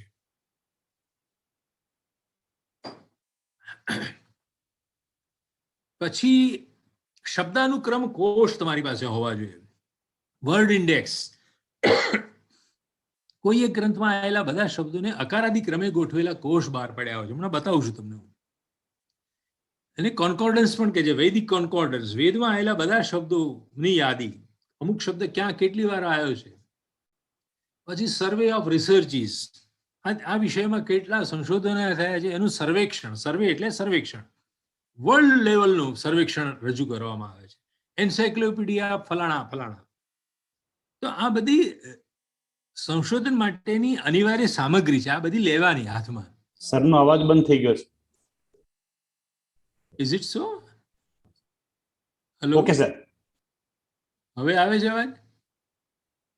હેલો. હવે આવે સર, હવે આવ્યો. સંભળાય છે. આવે છે. તો કોઈ એક વિષય પર કેન્દ્રિત સંદર્ભ ગ્રંથોની સૂચિ બિબ્લિયોગ્રાફી હોવી જોઈએ તમારી પાસે. જેમ કે 1975 દિલ્હી યુનિવર્સિટીના પ્રોફેસર સત્યપાલ નારંગે કાલિદાસ બિબ્લિયોગ્રાફી નામનો ગ્રંથ બહાર પાડ્યો. તો કાલિદાસ ઉપર આખી દુનિયામાં એમના 3 નાટકો અને 2 મહાકાવ્ય અને 2 ખંડકાવ્યો, 7 કૃતિઓ ઉપર કોણે કઈ ભાષામાં અનુવાદ કરે. ચાઇનીઝ અનુવાદ, સ્પેનિશ અનુવાદ, તમે કલ્પી ના છો. દુનિયાની બધી ભાષાઓના અનુવાદોની યાદી મળે, ક્યાંથી છપાયું, કયા વર્ષમાં છપાયું, એની પર કેટલા આર્ટિકલો લખાય, કેટલા થીસીસ લખાયા છે, કેટલા સંશોધનના બીજા મુદ્દાઓ છે અંદર. તો એવી બિબ્લિયોગ્રાફી બહાર પડી છે. વેદાંતની પણ બહાર પડી છે, આવી ન્યાયશાસ્ત્રની પણ બહાર પડી છે. પછી કોઈ એક વિષય પર કેન્દ્રિત ડિક્શનરી, જેમ કે dictionary of Sanskrit grammar, A professor KV અભ્યંકર સાહેબ એને બહાર પડી. તો સંસ્કૃત વ્યાકરણ શાસ્ત્રમાં આવેલા જે ટેકનિકલ શબ્દો હોય એની ડિક્શનરી, પેલી જે ડિક્શનરી હોય અમરકોશ વગેરે અથવા વીએસ આપટેની, એ સંસ્કૃત શબ્દોની બધી વાત તમને આપે, એના અર્થો આપે. પણ શાસ્ત્રીય શબ્દોના અર્થ આપનારી ડિક્શનરીઓ પણ તમારે વસાવવી જોઈએ. એ તમારી સંશોધન સામગ્રી છે. એ જ રીતે પાંડુલિપિઓ ઉપર કામ કરવું હોય તમારે, તો એની વિવરણાત્મક સૂચિઓ, descriptive catalogue of Sanskrit manuscript published by various research institute, જેમ કે એલડી ઇન્ડોલોજીએ બહાર પાડ્યું હોય descriptive catalogue of Sanskrit manuscript. તો આપણા અમદાવાદમાં લાલભાઈ દલપતભાઈમાં કેટલી હસ્તપ્રતો, 75,000 હસ્તપ્રતોનો ડેટા મળે. પાટણની અંદર હેમચંદ્રાચાર્ય જૈનિક જ્ઞાન મંદિરમાં કેટલી મેન્યુસ્ક્રિપ્ટો છે. આ બધાની સોફ્ટ કોપીઓ પણ છે. એની માટે રાઠવા સાહેબનો સંપર્ક મળે તમને. એવી જ રીતે મદ્રાસ વગેરે, હું આ બધાના તમને દર્શન કરાવું છું 2 જ મિનિટમાં. આ જેટલી વસ્તુઓ તમારી સામે હું આઈટમ તરીકે બોલું છું, બધું બતાવીશ તમને હમણાં. પાંડુલિપિઓની સોફ્ટ કોપીઓ પણ ભેગી કરવી જોઈએ. Collection of manuscripts in PDF format. બેઠા બેઠા તમે આખો દિવસનું તમારું જીઓનું ડેટા બરબાદ કરો છો મોબાઈલમાં, એને બદલે તમે લોકો એનો ઉપયોગ કરીને તમારા કમ્પ્યુટરમાં એટલી બધી મેન્યુસ્ક્રિપ્ટો અત્યારે લોકો વેબસાઇટ પર ફ્રી ડાઉનલોડેબલ મૂકી રહ્યા છે. તો આજે નહીં કાલે તમે નહીં તો તમારો વિદ્યાર્થી કામ કરી શકે. એટલા બધા ગ્રંથો હું બતાવું છું કઈ સાઇટો છે કે જેની મદદથી તમે આ હસ્તપ્રતો પણ ભેગી કરી શકો અને એનું સંપાદન કરાવો તો પણ એની પર પીએચડી મળે. પ્રતિષ્ઠિત સામયિકોના જૂના વોલ્યુમ, એની અનુક્રમણિકાની ઝેરોક્સ તમારે રાખી. પ્રોફેસર બંસીધર ભટ્ટ સાહેબ મૂળ એલડી કોલેજના હતા, નાંદી સાહેબના સમકાલિક, પણ પછી અહીંથી એ જર્મની ગયા. જર્મનીમાં પીએચડી કર્યું ને ત્યાં આખી જિંદગી ભણાવ્યું એમણે. આ બંસીધર ભટ્ટ સાહેબે, હું જ્યારે એમને ઘેર મને લઈ ગયા 2-4 વખત, અને મને એમણે આખી દુનિયા ઉપર જે સારા મોસ્ટ લીડિંગ રિસર્ચ પિરિયોડિકલ હતા, જેમ કે ભાંડારકર ઇન્સ્ટિટ્યૂટનું એનાલ્સ હોય, બ્રહ્મ વિદ્યા હોય દાખલા તરીકે અડ્યાર લાઇબ્રેરીનું, અથવા તો પરદેશના હોય જેમ કે journal of American oriental society, China, એક સમભાષા જાપાનથી નીકળે છે. તો આ સાહેબ શું કરતા, એમની પોતાની યુનિવર્સિટીની રીચ લાઇબ્રેરીમાં, જર્મનીમાં બધું શિક્ષણ ફ્રી છે, પીએચડી સુધી બધું ફ્રી, જેને જે ફ્રી, માત્ર જર્મનીમાં તો થીસીસ લખવો પડે, એક શરત. તો એ કરતા શું કે બધા પિરિયોડિકોલોના પહેલા 2 પાન, કયો અંક છે, કયા વર્ષનો છે, ને એમાં ઇન્ડેક્સમાં કેટલા લેખો છે, એની મોટી ફાઇલો બનાવેલી. મને કે વસંત આ બધું તું લઈ જા, દુનિયામાં કયા ટોપિક પર ક્યાં શું લખાયું છે. તો એમણે અદ્ભુત એક મોટો સંગ્રહ એમના ઘરમાં મને બતાવ્યો. આ બધું અનુકરણીય છે કે ભાઈ તમે આજે ઘરમાં બધું ભેગું ના કરી શકો, પણ એટલીસ્ટ તમે જે તે સામયિક હોય એ સામયિકની અનુક્રમણિકાનું ફોટો પાડીને તો રાખી શકો ને ઘરમાં, કે આજે નહીં કાલે ભાઈ ભવભૂતિ પર આટલા લેખો મારે જોવાના છે. એ જ રીતે બધા પાસે પોતાનું ઈમેલ આઈડી હોવું જોઈએ, અને બધાએ ભારતીય વિદ્વત પરિષદ, BV પરિષદ એવું જે અહીં લખ્યું છે @googlegroups.com, આના સદસ્ય પણ થવું જોઈએ. કારણ કે આ એક એવું મંચ છે, 365 દિવસ અને 24 કલાક ત્યાં એક કોન્ફરન્સ ચાલે છે. જાત જાતના વિષયોની, જાત જાતની જિજ્ઞાસાઓ, જાત જાતની પ્રશ્નોત્તરી, જાત જાતના ખંડન મંડનો, ઇન્ડોલોજીને લગતા, ભારતીય વિદ્યા, સંસ્કૃત વિદ્યા જોડે રિલેટેડ એની ચર્ચા વિચારણાઓ નિરંતર ચાલતી રહે છે. તમે કોઈ બી આર્ટિકલ માંગી શકો, કોઈ પણ પુસ્તક માંગી શકો, ભાઈ મને આ વિષયના પુસ્તકો જોઈએ છે, તો લોકો તમને સોફ્ટ કોપી એની પર પ્રોવાઈડ કરે વિધિન 24 અવર્સ. મારો તો અનુભવ એવો છે, એકાદ કલાકમાં જ બધી સામગ્રી મળી જાય છે. કશું પણ તમે કંઈક ઈચ્છા વ્યક્ત કરો કે મારે આ પ્રકારનું વાંચવું છે, તો બીવી પરિષદ @googlegroups.com તમે મેમ્બર થઈ જાઓ. પણ એના માટે તમારી પાસે જીમેલ કોન્ફરન્સ કરી હતી ભાષાઓમાં, પણ સદભાગ્ય દુર્ભાગ્ય 5-7 છોકરા થયા. વિક્રમ અત્યારે જોડાયો છે માણસાવાળો, તો વિક્રમ છે, વિરેડિયા મંજુલા છે, અમારા કમલેશભાઈ છે, એ બધા બીવી પરિષદના સદસ્યો બન્યા અને દુનિયાભરની બધી સામગ્રી ત્યાં ઉપલબ્ધ થાય છે. પણ સંસ્કૃતના અમદાવાદના કે ગુજરાતના બધા વિદ્યાર્થીઓ મને જોવા નથી મળતા ત્યાં આગળ. તો આ એક મંચ એવું છે કે જેની જોડે તમે સંપર્ક રાખશો, આ બધા અનુપાસિત વૃદ્ધાનામ વાળી વાત જ છે ત્યાં પણ, કે દુનિયા શું કરી રહી છે, બહાર કેવા રિસર્ચિસ થઈ રહ્યા, આવા પુસ્તકોની જાહેરાતો ત્યાં થશે કે આ નવું પુસ્તક બહાર પડ્યું. ભાઈ એક્સેલ પ્રોગ્રામમાં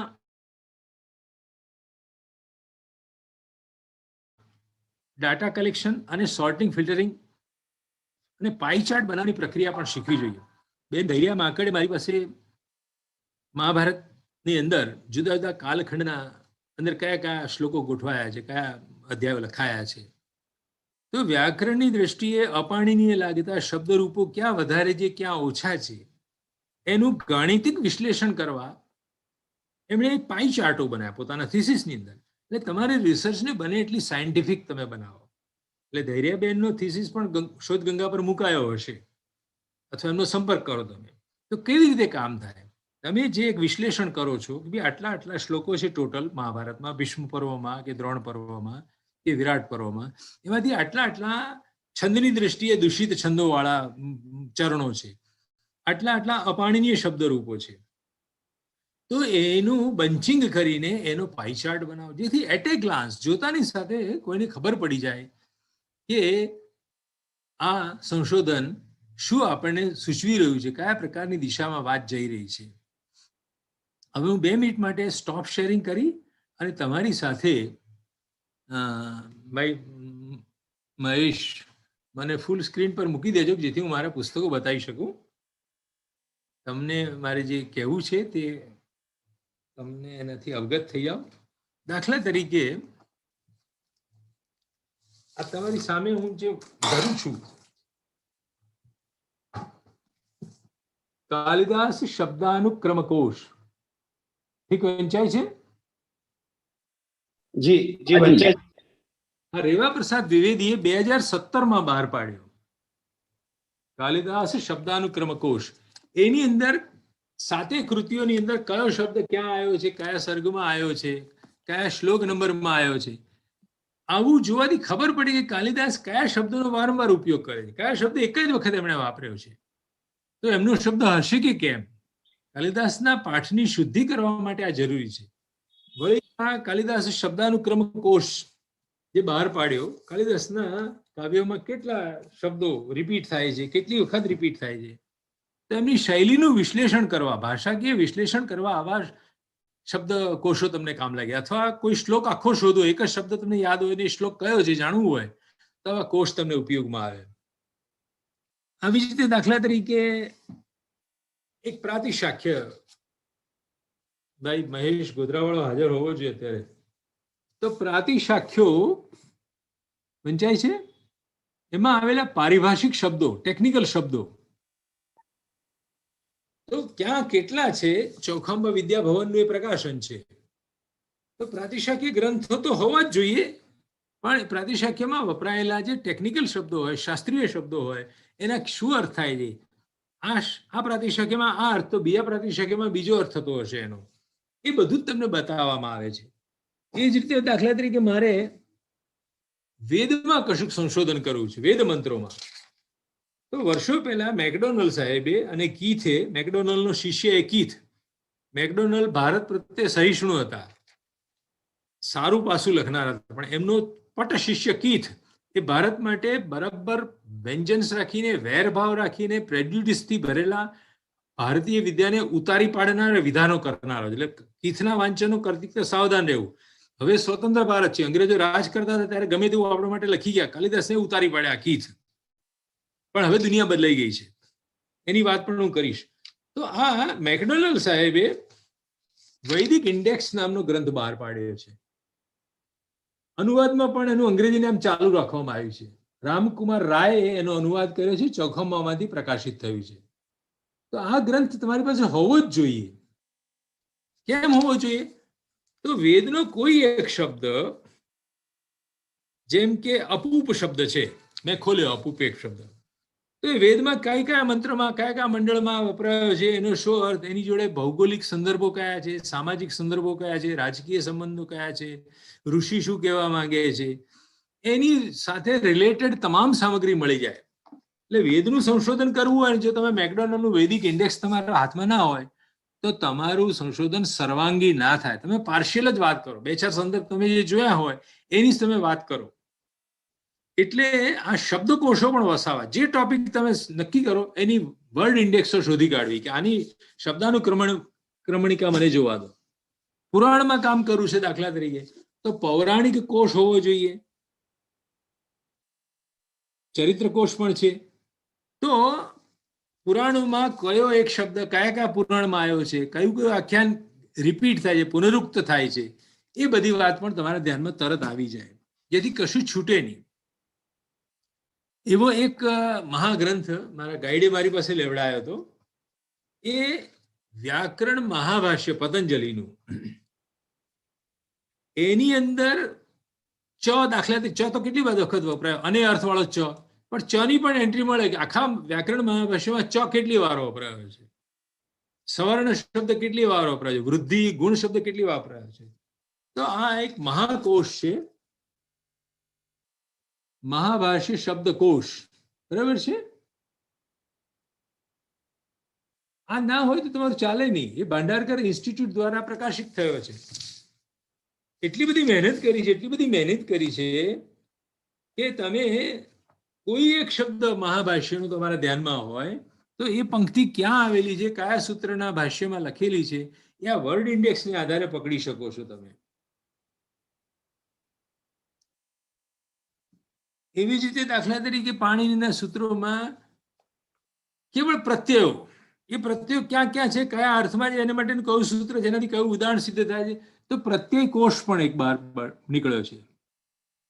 પાણીની વ્યાકરણમાં કામ કરવું હોય તો તમારી પાસે કેટલી સામગ્રી હોવી જોઈએ. આ પીજી લાલિયા સાહેબ હૈદરાબાદ યુનિવર્સિટી બહાર પાડ્યો છે. દાખલા તરીકે ખચ પ્રત્યય છે, ખચ પ્રત્યય કયા સૂત્રથી આવ્યો હશે, શું એના અર્થો છે, એ બધી વિગતો તમને બતાવવામાં આવશે ત્યાં આગળ.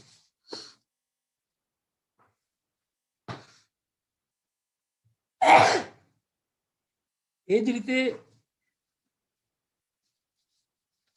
પ્રોફેસર જોર્જ કાર્દોના, જે મારા પીએચડી ના પરીક્ષક હતા, અમેરિકન પ્રોફેસર, યુનિવર્સિટી ઓફ પેન્સિલ્વાનિયાના એ પ્રોફેસર છે, જેમને દુનિયાની 21 ભાષાઓ આવડે છે, એમાંની એક ગુજરાતી પણ છે. વર્ષો પહેલા એમણે ગુજરાતી વ્યાકરણ પણ લખ્યું છે. તો એમણે પાણીની એ સર્વે ઓફ રિસર્ચ એ નામનો ગ્રંથ બહાર પાડ્યો. એ મૂળ તો જર્મનીથી છપાયો હતો. તે વખતે એની કિંમત 4000 રૂપિયા હતી, પણ પછી મોતીલાલ બનારસીદાસે ભારતના વિદ્યાર્થીઓ માટે એને 100-150 રૂપિયામાં ઉપલબ્ધ કરાયો. એટલે આ ગ્રંથ, એની અંદર ડેટા 1980 સુધીનો છે, આખી દુનિયા ભૂલ્યા વગર. અને મેં કીધું એમ આ માણસે પોતાને 21 ભાષાઓ આવડે છે, બોલતા, લખતા, વાંચતા. તો 21 ભાષાઓમાં પાણીની પર શું શું લખાયું છે એ બધાનો ડેટા આની અંદર છે. આ 1980 સુધી કામ કર્યા પછી અટક્યા નહીં એ મહાત્મા. એ પછી પણ એમણે પાછું બીજું વોલ્યુમ બહાર પાડ્યું કે રિસેન્ટ રિસર્ચિસ ઇન પાણીનિયન સ્ટડીઝ. 80 પછી જે પાછી પાણીની વ્યાકરણની અંદર સંશોધનો થયા એના સર્વે બહાર પડ્યા. સર્વેક્ષણ હોવું જોઈએ આપણી પાસે. આના વગર તમે કોઈ સંશોધન કાર્ય કરી શકો નહીં. એ જ રીતે દાખલા તરીકે પાણીની વ્યાકરણ, આ બધા રિસર્ચ ટૂલ છે જેના વગર એક ડગલું તમારું નહીં ચાલે. આ પ્રોફેસર કેવીએ KV Abhyankar, Kashinath Vasudev Shastri Abhyankar, a dictionary of Sanskrit grammar by professor KV Abhyankar, અને પછી એમણે પોતાના શિષ્ય અને મારા ગાઈડ ડોક્ટર જેમ શુક્લ સાહેબને સાથમાં લીધા. અંદર નવા શબ્દો દાખલ કર્યા. એમણે જોયું કે પાણીનીય સંસ્કૃત વ્યાકરણના શબ્દો તો આવી ગયા અંદર, પણ આ બધા બ્લુમફિલ્ડ વગેરે જેમણે પાણીની વ્યાકરણમાં કામ કર્યું એ વ્યક્તિઓએ શું શું કામ કર્યું છે, એમની ઓળખ, એમનું જીવનનો પરિચય, એવી કેટલીક આધુનિક સામગ્રી પણ અંદર ઉમેરી દીધી. આ બરોડા યુનિવર્સિટી ઓરિએન્ટલ ઇન્સ્ટિટ્યૂટે પ્રકાશિત કર્યું. ત્યાં વાત પૂરી ના થઈ.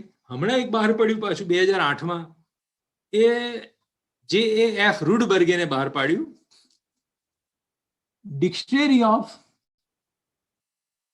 પાનિનિયન ગ્રામેટિકલ ટર્મિનોલોજી. એ રુડબર્ગેને બહાર પાડ્યું. તો એની અંદર પણ તમે જુઓ કે દરેક શબ્દનો પાણીની વ્યાકરણ શાસ્ત્રમાં ક્યાં ઉપયોગ થયો છે, એનો અભિપ્રેત અર્થ શું છે, એના કોટેશન શું છે, વગેરે વગેરે બધું આવી જાય. આની અંદર દાખલા તરીકે મેં એક લેખ લખ્યો હતો, શાકટાયન અંગે કંઈક નાની સરખી મેં નવી વાત કરી, નાની સરખી પણ નવી વાત કરી. આ ડચ સ્કોલર છે, રુડબર્ગેન સાહેબે નેધરલેન્ડમાં બેઠા બેઠા એ વાંચ્યું, અને એનો આમાં સમય ખરીદ્યું ત્યારે મને ખબર નહોતી, પણ પછી ખબર પડી કે પાણીની ટર્મિનોલોજી, બધા ગ્રામેરિયનો અંગે શું શું નવું કહેવાયું છે. તો કાર્ડોના સાહેબનું કરેલું કામ એને પાછું ઓર આગળ વધાર્યું. આવા ગ્રંથો તમારા હાથમાં નહીં હોય તો કશું ચાલશે નહીં. આ રિસર્ચ ટૂલ છે. રિસર્ચ ટૂલમાં બહુ જ મહત્વનો મુદ્દો એ બધા હસ્તપ્રતોના કેટલોગ છે. તમે અત્યારે જે જોઈ રહ્યા છો એ ચેન્નઈની ગવર્મેન્ટ ઓરિએન્ટલ મેન્યુસ્ક્રિપ્ટ લાઇબ્રેરીનું વોલ્યુમ મારા હાથમાં છે. આવા 2 વોલ્યુમ છે, એક જ તમને બતાવું છું. આ ચેન્નઈમાં અત્યારે અન્ના સેન્ટેનરી બિલ્ડિંગ એના 7મા માળે આવેલી છે. ત્યાં અકલ્પ્ય લાખોની સંખ્યામાં તાડપત્રી હસ્તપ્રતો છે. તમારે તમારો કેમેરા લઈને જવાનું, ફ્રી ઓફ ચાર્જ તમને ફોટોગ્રાફી કરવા દેવામાં આવે છે. પૈસા આપો તો એ લોકો કરી આપે, નહીં તો તમને પોતાને પણ કરવાની છે. એક પણ પૈસા લેવામાં આવતો નથી મદ્રાસ ગવર્મેન્ટ દ્વારા. ત્યાં કેટલા કઈ હસ્તપ્રતો છે એની તમામ વિગતો તમારા હાથમાં આવી જશે. તો સંશોધન કરવું હોય, સાચા અર્થમાં સંશોધન કરવું હોય, તો તમારે અપ્રકાશિત ગ્રંથો ક્યાં છે, કેટલા છે, કઈ ટીકાઓ હજી બાકી છે, એની જાણકારી મેળવવા માટે આવા હસ્તપ્રતોના કેટલોગો વારંવાર વાંચવા જોઈએ. જેમ કે પ્રોફેસર ભોગીલાલ સાંડેસરા સાહેબ એ કહે છે, એમણે લખ્યું છે એક જગ્યાએ, મને કોઈ પૂછે કે મારું પ્રિય પુસ્તક કયું. એ ઓરિએન્ટલ ઇન્સ્ટિટ્યૂટ વડોદરાના ડાયરેક્ટર પણ હતા, ગુજરાતીના પ્રોફેસર, જૂની ગુજરાતીના પ્રોફેસર, અને પુણ્ય વિજયજી મહારાજ સાહેબ અને જીન વિજયજી મહારાજ સાહેબની પટ શિષ્ય, અને એમની જોડે રહીને બહુ જ કામ કર્યું, પંચતંત્રનો અનુવાદ પણ કર્યો. તો ભોગીલાલ સાંડેસરા સાહેબ કે મને કોઈ પૂછે કે મારું પ્રિય પુસ્તક કયું, તો કે હું મારી નવરાશની બધી પળોમાં હંમેશા જુદી જુદી સંસ્થાના આ હસ્તપ્રતોના કેટલોગ જ વાંચ્યું છું. ઓહો, કેવા કેવા ગ્રંથો ક્યાં ક્યાં સચવાઈને પડ્યા છે, વગેરે વગેરે. એક નામ મારે દેવું જોઈએ, કૃષ્ણમાચાર્ય અય્યર, જેમણે હિસ્ટ્રી ઓફ સંસ્કૃત લિટરેચર લખ્યું છે. આ કૃષ્ણમાચાર્ય અય્યર કોણ? આઝાદી પહેલાના, અને કંઈક મામલતદાર કેવા અંગ્રેજ સરકારમાં હતા. એ વારે વારે બદલીઓ માગે, મારી બદલી કરો. કેમ બદલીઓ કરો? તો તે જગ્યાએ જઈને ત્યાંના મઠોમાં, આશ્રમોમાં, વ્યક્તિગત સંગ્રહોમાં કેવા કેવા પાંડુગ્રંથો, હસ્તપ્રતો છે એ બધાનું લિસ્ટ કરતા, એની અંદરનું કન્ટેન્ટ વાંચતા. ડાયરેક્ટ હસ્તપ્રતો જ વાંચીને એ ગ્રંથમાં શું શું છે એની વિગતો લખે, અને એ રીતે એમણે હિસ્ટ્રી ઓફ સંસ્કૃત લિટરેચર લખ્યું. પ્રકાશિત ગ્રંથોને આધારે નહીં, હસ્તપ્રતો ડાયરેક્ટ જોઈને એમણે લખ્યું. અને એટલે આજે પણ એમનો હિસ્ટ્રી ઓફ સંસ્કૃત લિટરેચર વાંચશો તો કઈ કઈ ટીકાઓ કયા ગ્રંથની હજી અપ્રકાશિત છે અને શું નંબર, બધું મળી જશે તમને. કૃષ્ણમાચાર્ય અય્યર એ ભાઈએ લખ્યું છે કે આમાંની કોઈ પણ એક એન્ટ્રી, કોઈ પણ નાની સરખી ટીકાની એક એન્ટ્રી તમે વાંચશો તો યાદ રાખજો કે ઓછામાં ઓછા મેં 2 આનાનો ખર્ચ કર્યો છે. અંગ્રેજ સરકારના વખતના 2 આના એટલે બહુ મોટા, હો, ગાડાના પૈડા જેટલો જાડો હતો 2 આનો. એ 2 આનાનું મેં ખર્ચ કર્યો છે. આખા દક્ષિણ ભારતમાં વ્યક્તિગત રીતે ફરીને, અને એ ગ્રંથ પછી એમનો ઓક્સફર્ડ યુનિવર્સિટીમાં ટેક્સ્ટ બુક બનાવ્યો અંગ્રેજોએ, history of Sanskrit literature by Krishnamacharya Iyer એ એટલો ઓથેન્ટિક બને કારણ કે મેન્યુસ્ક્રિપ્ટ ઉપર આધારિત હતો. તો એ ત્યાં આગળ કોર્સમાં દાખલ કરવામાં આવ્યો. પણ એ આપણે માટે અત્યારે રિસર્ચ ટૂલ છે. કયા કયા ગ્રંથની કેટલી ટીકાઓ છે, એમાં ટીકામાં શું નાવીન્ય છે, બધી વિગતો તમને ત્યાં વાંચવા મળી જશે. એ જ રીતે યુધિષ્ઠિર મીમાંસકનો સંસ્કૃત વ્યાકરણ શાસ્ત્રનો ઇતિહાસ તો ખરો જ, પણ આ નાનકડો ગ્રંથ એ બહુ મહત્વનો છે. Systems of Sanskrit grammar, Sanskrit વ્યાકરણની બધી કેટલી પરંપરાઓ છે, પાણીની પરંપરા, આપીશલીની પરંપરા, કાતંત્રની વગેરે વગેરે. આ એમએમાં હતા એસ કે બિલવેલકર સાહેબ, ત્યારે એક નિબંધ સ્પર્ધાનું આયોજન થયું હતું. આ પણ આઝાદી પહેલાનો ગાળો. એમણે પણ પૂના, મુંબઈ વગેરે ફરીને કેવળ પાણીની વ્યાકરણની હસ્તપ્રતો કેટલી છે એ બધી હસ્તપ્રતો જોઈને એમણે આ વ્યાકરણ શાસ્ત્રની પરંપરાઓ નાનકડો ગ્રંથ લખ્યો. અદ્ભુત ગ્રંથ છે, કશું જ છૂટ્યું નથી. જેમ યુધિષ્ઠિર મીમાંસક ગામે ગામ ફરીને પાણીની વ્યાકરણની બધી હસ્તપ્રતો જોઈને એમણે 3 ભાગનો ઇતિહાસ લખ્યો છે, એવું આ નાનકડું પુસ્તક જે MA કક્ષાએ લખાયેલું છે. હી was a student of MA. પણ એ ડેટા આજે વિશ્વભરના સ્કોલરોને વાંચવો જોવો અનિવાર્ય છે. પાણીની વ્યાકરણમાં કઈ બી આ બધા રિસર્ચ ટૂલ છે. તો વિવિધ કેટલોગો તમારે જોયેલા હોવા જોઈએ. પછી મેં હમણાં વાત કરી હતી કે જે તે એક વિષય પર કેન્દ્રિત થયેલા ઇતિહાસો જોવા જોઈએ. તો પ્રોફેસર રેવા પ્રસાદ દ્વિવેદીનો છે संस्कृत काव्य शास्त्र का आलोचनात्मक इतिहास.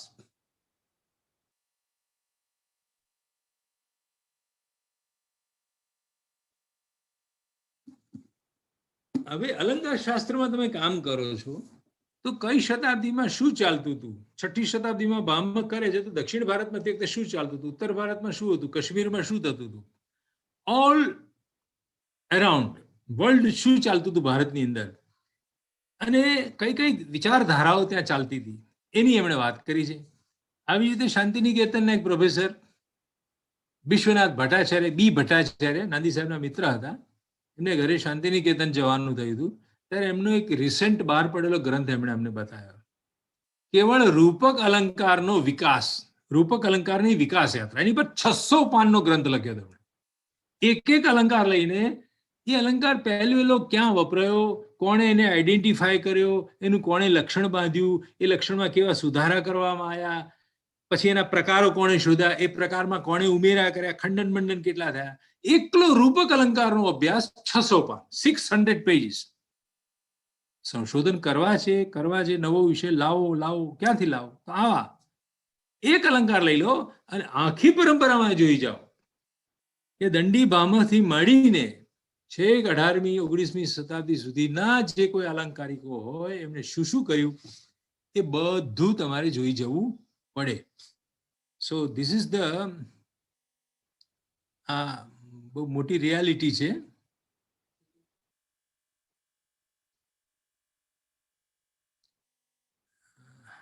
એક મિનિટ, હા ભાઈ, પાછું મારું ખોવાઈ ગયું.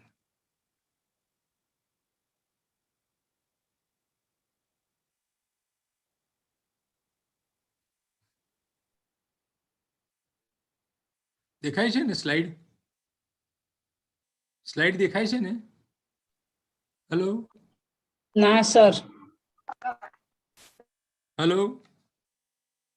ના સર, નથી દેખાતી. એક મિનિટ, હા, એક મિનિટ.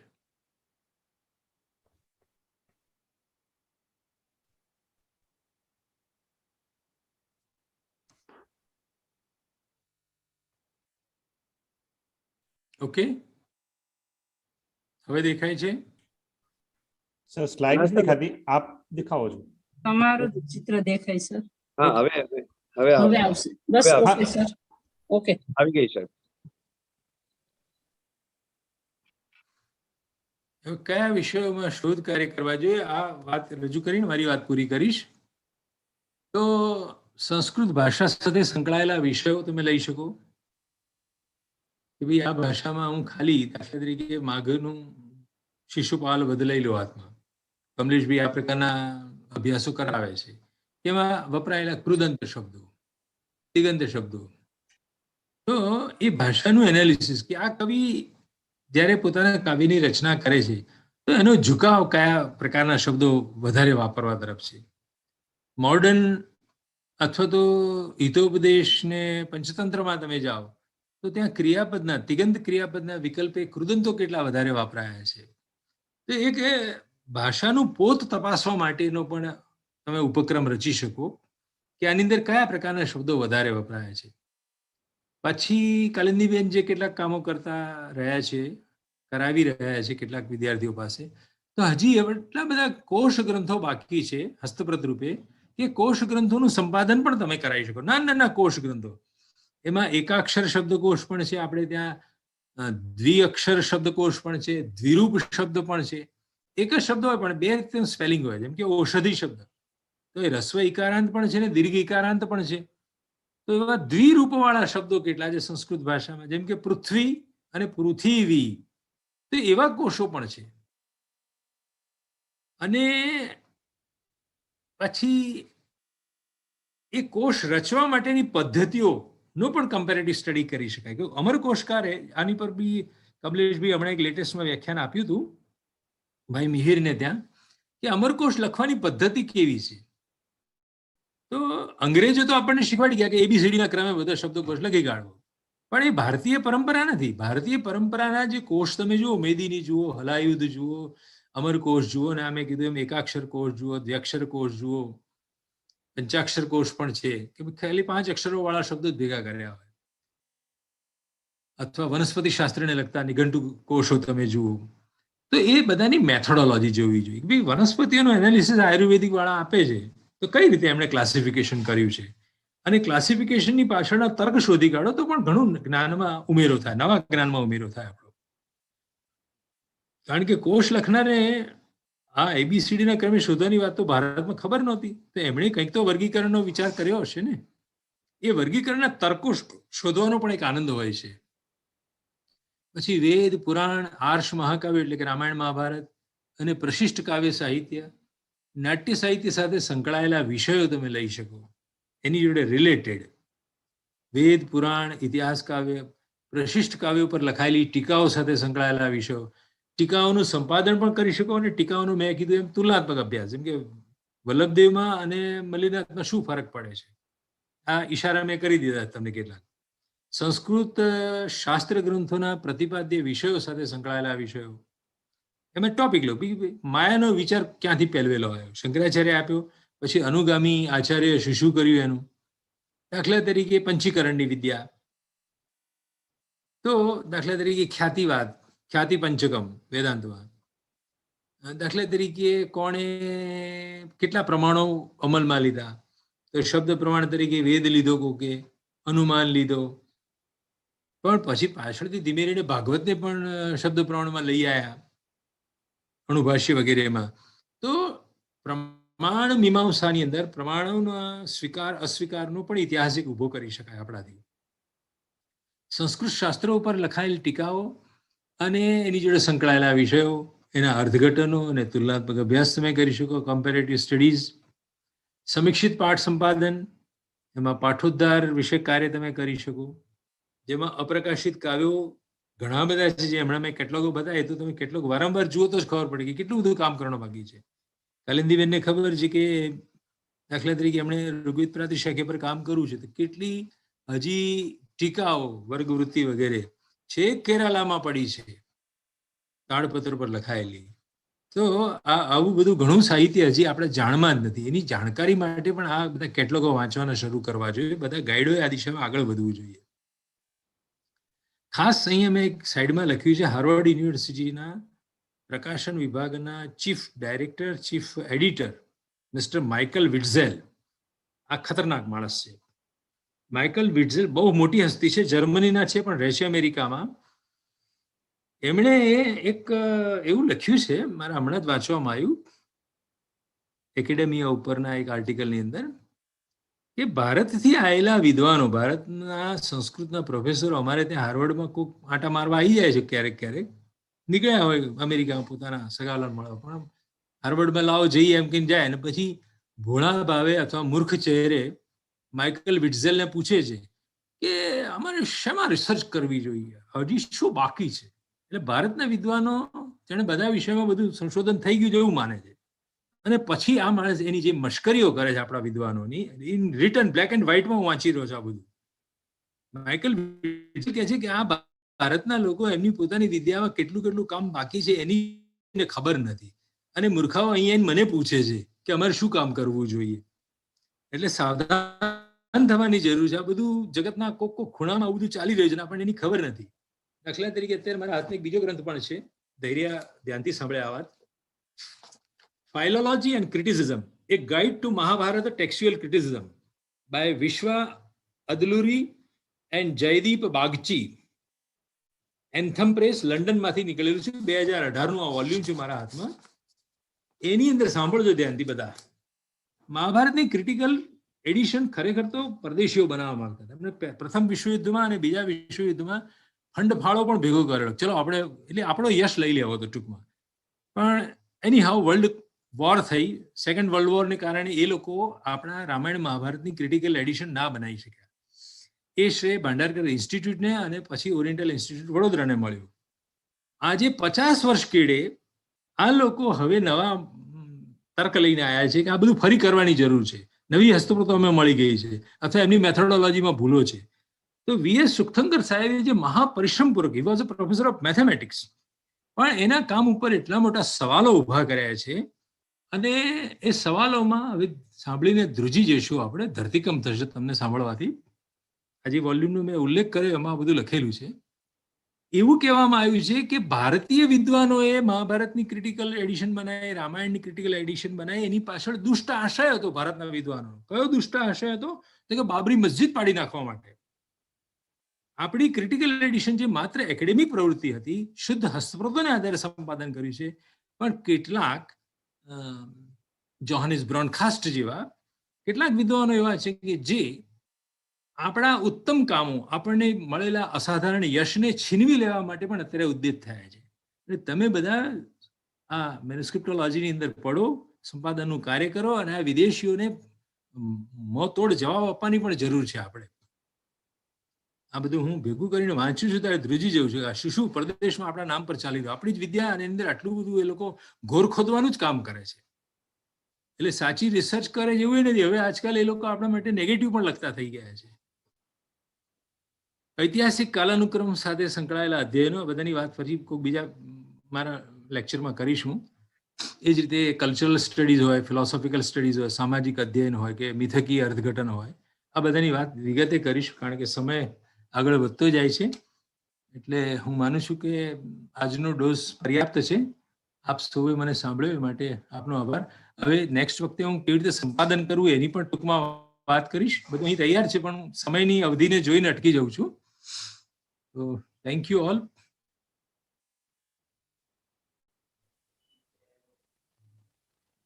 જી નમસ્કાર સાહેબ. આજે આપણે એક નવા વિષય ઉપર સાહેબનું માર્ગદર્શન આપણને મળ્યું.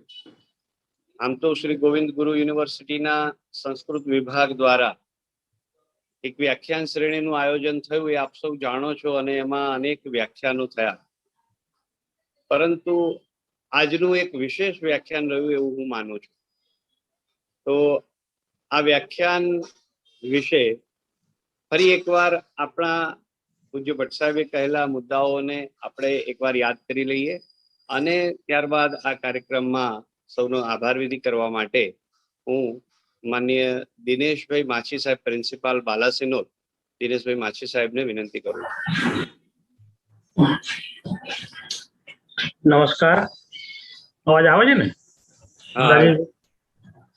આજના વ્યાખ્યાન સંસ્કૃત સંશોધનની નવી દિશાઓ અને સજ્જતા માટે માનનીય અને વંદનીય એવા વસંતભાઈ ભટ્ટ સાહેબ, ખરેખર એમનું વ્યાખ્યાન સાંભળ્યા પછી એવું થાય કે ખરેખર ગાઈડ ને શું તૈયારી કરવી પડે, અને કેટલો સજ્જ ગાઈડ હોય તો જ વિદ્યાર્થીને સાચું સંશોધન કરાવી શકે.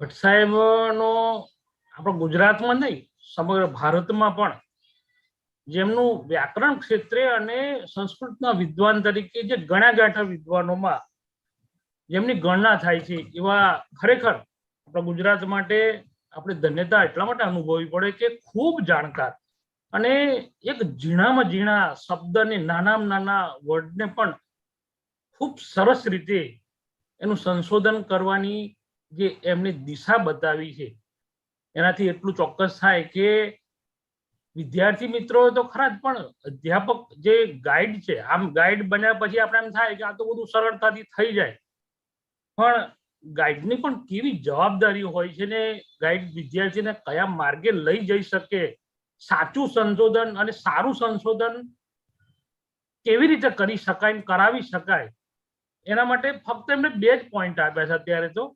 અને એટલી સરસ વાતો એમને કરી કે ભાઈ નવોદિત ગાઈડો અને નવોદિત જે વિદ્યાર્થીઓ આના માટે જે કરવા જઈ રહ્યા છે સંશોધન, એના માટે એમને જે પહેલા પ્રકાર સંશોધન કાર્યની જે અપેક્ષિત જે પૂર્વ સજ્જતા, એ ખરેખર ખૂબ અઘરી, અને એના માટે પણ ગાઈડે પણ આ પ્રકારનું આખું પોતાનો અભ્યાસ કર્યા પછી વિદ્યાર્થીને એક સાચી દિશા તરફ લઈ જવા માટેની જે સજ્જતા છે એ બતાવી છે. એ ખરેખર ભટ્ટ સાહેબ માટે આપણે વંદનીય. ભટ્ટ સાહેબ માટે એવું કહી શકીએ ખરેખર ખૂબ એક સાચા આપણા ગુજરાતના વિદ્વાન અને ગાઈડ કહી શકીએ એવી એમને ખૂબ સરસ વાત કરી. એમને એ પણ કહ્યું કે જે ભાષામાં તમે સંશોધન કરવા અને કરાવવા જઈ રહ્યા છો, એનું સંપૂર્ણ જ્ઞાન એ તમારામાં જો નહીં હોઈ શકે તો તમે ચોક્કસ સારું સંશોધન તો ન જ કરાવી શકાય.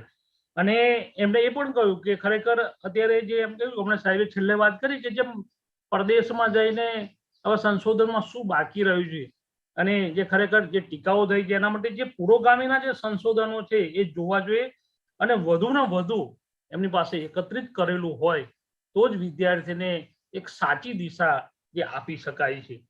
સાથે સાથે સાહેબ એ પણ કહી કે સંશોધન જે સામગ્રી છે, અને એમાં પણ જે સામગ્રી જ્યારે કોઈ પણ ટોપિક વિદ્યાર્થીને આપતા હોય તે વખતે ગાઈડ પણ પોતે એવી પૂર્વ તૈયારી સાથે વિદ્યાર્થીને બતાવે કે આ વિષય પર જશો તો ખરેખર તમારું કામ ખૂબ સરસ દીપી ઉઠશે. એટલે જે એમાં પુરોગામી જે વિદ્વાનો છે એને તૈયાર કરેલા જે સંશોધન સામગ્રી છે, એના શોધ કાર્યો છે, એની જાણકારી એને ચોક્કસ હોવી જોઈએ. અને એમણે જે ખાસ તો કહ્યું કે આપણી લાઇબ્રેરીઓ પાસે ખરેખર તો ભટ્ટ સાહેબ પાસે તો પોતાની પાસે જ આ બધા ગ્રંથો છે. આ કાવ્ય કાલિદાસ શબ્દાનુકોશ, વૈદિક ઇન્ડેક્સ, પૌરાણિક કોશ, ચરિત્ર કોશ, મહાભાષ્ય શબ્દકોશ, ખરેખર તો આપણી લાઇબ્રેરીઓ પાસે પણ આ વસ્તુ નથી. એ તો પોતે પોતાના ઘરમાં વસાવે છે, પણ આપણી લાઇબ્રેરીઓ પણ આટલી સજ્જ નથી જે ખરેખર જેના કારણે શું જોઈ શકાય.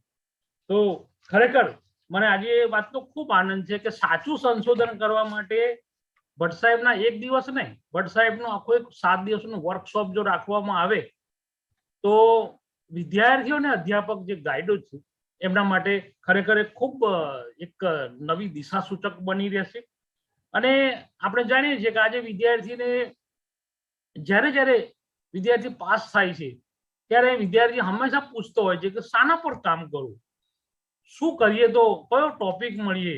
તો આ બધી વાતોમાં એમ ભટ્ટ સાહેબે ખૂબ સરસ કે ભાઈ કયા વિષયમાં શોધ કાર્ય થઈ શકે, કરાવવું જોઈએ. અને એમાં એમને આખી એક મોટી લાંબી યાદી કે જેમ સંસ્કૃત ભાષા સાથે સંકળાયેલા વિષયો, કોષો, ગ્રંથોના સંપાદન પદ્ધતિઓ, વેદ, પુરાણ, રામાયણ, મહાભારત, આમાં પણ ઘણું બધું ખેડાયું છે, ઘણું બધું થયું છે. પણ એમને એક નવી દિશા બતાવી કે આ જે એની બધા જો વ્યાકરણ છે એ વ્યાકરણને પણ તમે ખૂબ સરસ રીતે સંસ્કૃત શાસ્ત્રો ઉપર લખાયેલી જે ટીકાઓ છે, ટીકાઓ પર પણ ખૂબ સરસ કામ થઈ શકે.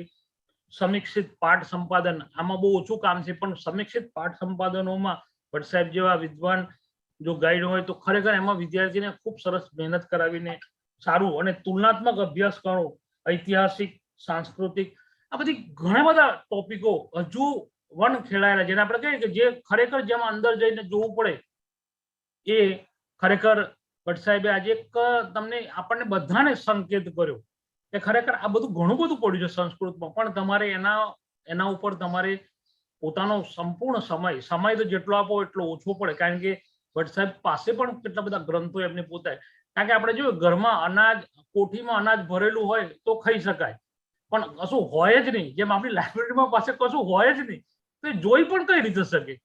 મને ખરેખર કહેતા ખૂબ આનંદ થાય છે કે આજના ભટ્ટ સાહેબના એક વ્યાખ્યાનથી જેટલા અધ્યાપક મિત્રો ને જેટલા વિદ્યાર્થી ભાઈ બહેનો આ વ્યાખ્યાનને સાંભળ્યું, એમને પણ એવું થશે કે ખરેખર આપણે કશું છે જ નહીં, આ બાબતમાં આપણે ઘણા બધા અજ્ઞાન છીએ. જેમ ભટ્ટ સાહેબે જે વાતો બતાવી ને એવું તો આપણે કશું કરી શકીએ એમ જ નથી, એવી પોઝિશન છે. ભટ્ટ સાહેબ પણ અત્યારે એવી પોઝિશન છે કે પીએચડી થાય એટલે નોકરી મળે એ આશયથી આ બધું ઘણા બધા સંશોધનો આવી રીતે થતા હોય છે, પણ સાચું ને સારું સંશોધન માટેનું આ ભટ્ટ સાહેબનું વ્યાખ્યાન ખૂબ મનનીય અને ખૂબ રોચક અને ખૂબ ડીપ રહ્યું. એ વાતનો ગુરુ ગોવિંદ યુનિવર્સિટીના કુલપતિ શ્રી, રજિસ્ટ્રાર શ્રી, સમગ્ર સંસ્કૃત વિભાગ, રાજેશભાઈ જે અમારા અનુસ્નાતક વિભાગના જે હેડ છે, અને તમામ વિદ્યાર્થી ભાઈ બહેનો વતી હું ખરેખર ખૂબ આપનો આભાર વ્યક્ત કરું છું, ને હર્ષની લાગણી વ્યક્ત કરું છું કે આટલી, આમ તો માણસ નિવૃત્ત થાય પછી કશું કરતો જ નથી, એવું ઘણી વખત અમે જોયું છે, પણ નિવૃત્તિમાં પણ આટલા બધા પ્રવૃત્ત તમે રહ્યા છો, અને છેક ઘણું બધું આટલું બધું જે તમે અમારા વિદ્યાર્થીઓને, અમને બધાને, કારણ કે અમે પણ આ તો નવોદિત જેવું લાગે કે કશું છે જ નહીં અમે, અને એ બધું જ્ઞાન અને એ બધી માહિતી જ્યારે આપે અમને આપી છે, તો સાહેબ અમે એક એવી વિનંતી કરીએ કે તમે એક દિવસની પણ સંશોધનની સાચી દિશાઓ માટેનો એક 7 દિવસનો જો આવો ઓનલાઈન વર્કશોપ કરો, રાજેશભાઈ સાથે બધા સાથે રહીને કરો, તો ખરેખર ગોવિંદ ગુરુમાં જે સંશોધનો થઈ રહ્યા છે ને, તો એક સાચી દિશા મળશે. આટલી વાત કરી મારી વાણીને વિરામ આપું છું. જય હિન્દ. હા જી, હવે ભટ્ટ સાહેબ છે ને આપણી સાથે જોડાયેલા? હા છે. ઓકે, તો અત્યારે જે લોકો અત્યારે આપણી સાથે જોડાયેલા છે એમને આમ તો પહેલા વિચાર હતો પણ હું ભૂલી ગયો, જો કોઈને કોઈ પ્રશ્ન હોય આ બાબતમાં, આજે જે વાત કરી એ બાબતમાં, અથવા વધારે જાણવાની કોઈ જિજ્ઞાસા હોય, તો એક બે વ્યક્તિની વાતો લઈએ આપણે. રાહુલ રાઠવાએ હાથ ઊંચો કરે, રાહુલ બોલાવો. રાહુલ કોણ છે?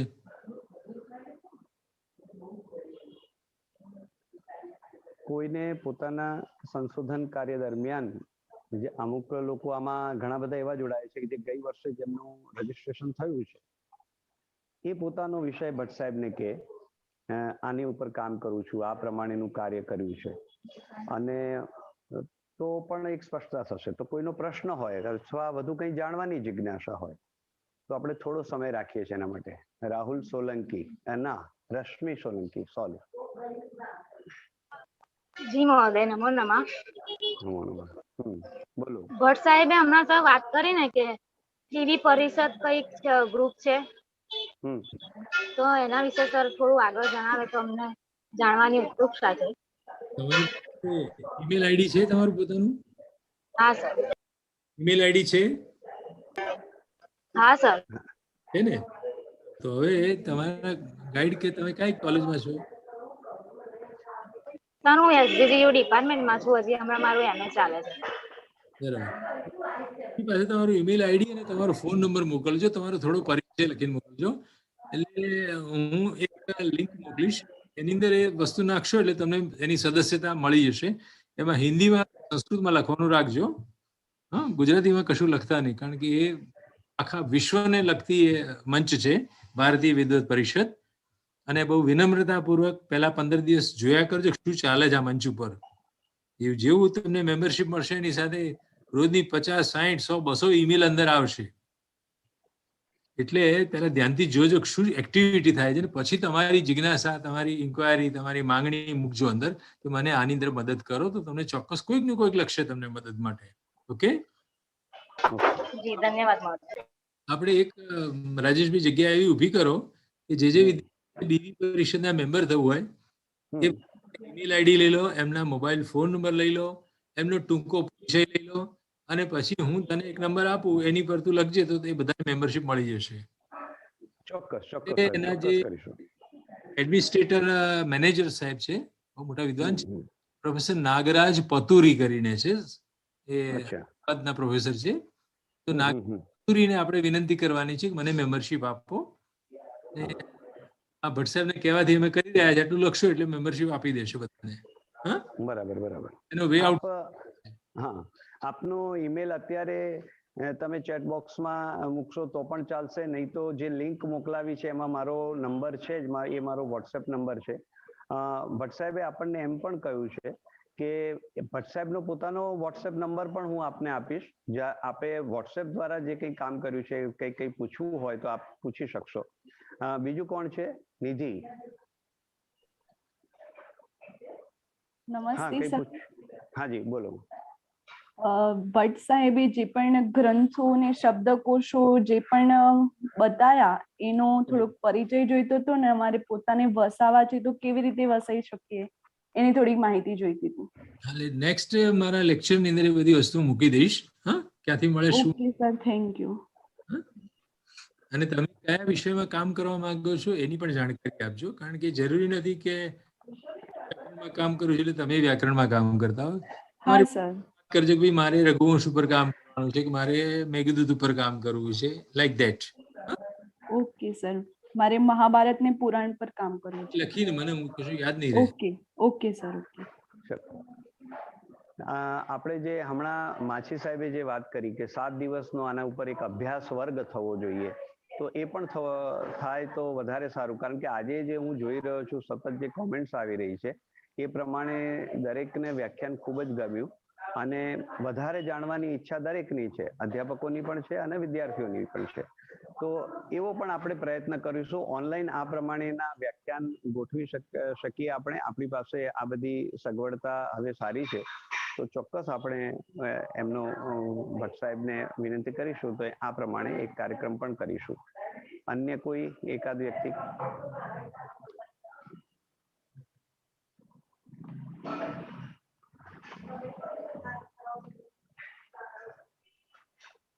અચ્છા, તો હવે મારા ખ્યાલથી કોઈ છે નહીં કોઈ, તો આપણે આ કાર્યક્રમ અહીંયા પૂરો કરીએ. ફરીવાર હું માછી સાહેબને વિનંતી કરું કે આજના કાર્યક્રમની જરા છેલ્લે લાસ્ટ આભાર વિધિ. નમસ્કાર.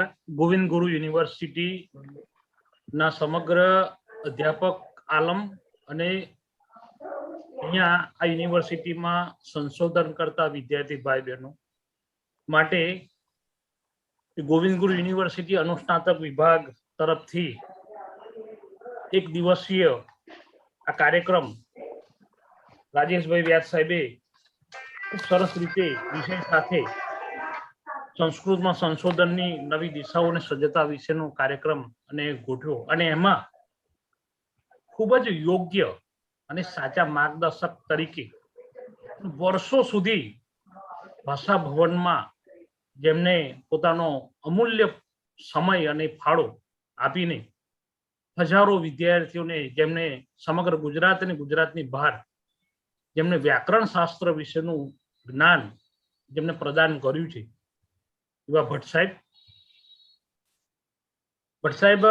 1987માં જયારે બાલાસિનોર આવ્યા સંસ્કૃતના ઇન્ટરવ્યુમાં, એટલે અમે 4-5 જણા હતા, મને કહ્યું કે રામના રૂપો બોલો, અને મેં થોડી વાત કરી પણ કે કયો હતો નહીં, તૈયાર થઈ જજો. અને ખરેખર મારો પ્રારંભ જે સંસ્કૃતનું અધ્યાપક તરીકેનો એ બાલાસિનોર કોલેજથી શરૂ થાય ત્યારે એમના સાઇનથી, એમની સિગ્નેચરથી મને એક સંસ્કૃતના વ્યાખ્યાતા તરીકે એક તક પ્રાપ્ત થયેલી. અને એ જ્યારે વિદ્યાનગરમાં હતા ત્યાર પછી અમે વિદ્યાનગર ભણવા ગયા, પણ વિદ્યાનગર અનુસ્નાતક વિભાગમાં પણ એમને પોતાની સેવાઓ ને એમના ગ્રંથોનો અભ્યાસ, એમનો પ્રત્યક્ષ અભ્યાસ એમની સામે બેસીને અભ્યાસ નથી કરી શક્યા, પણ એમના પડે એમના ગ્રંથોનો અમે અભ્યાસ કર્યો છે.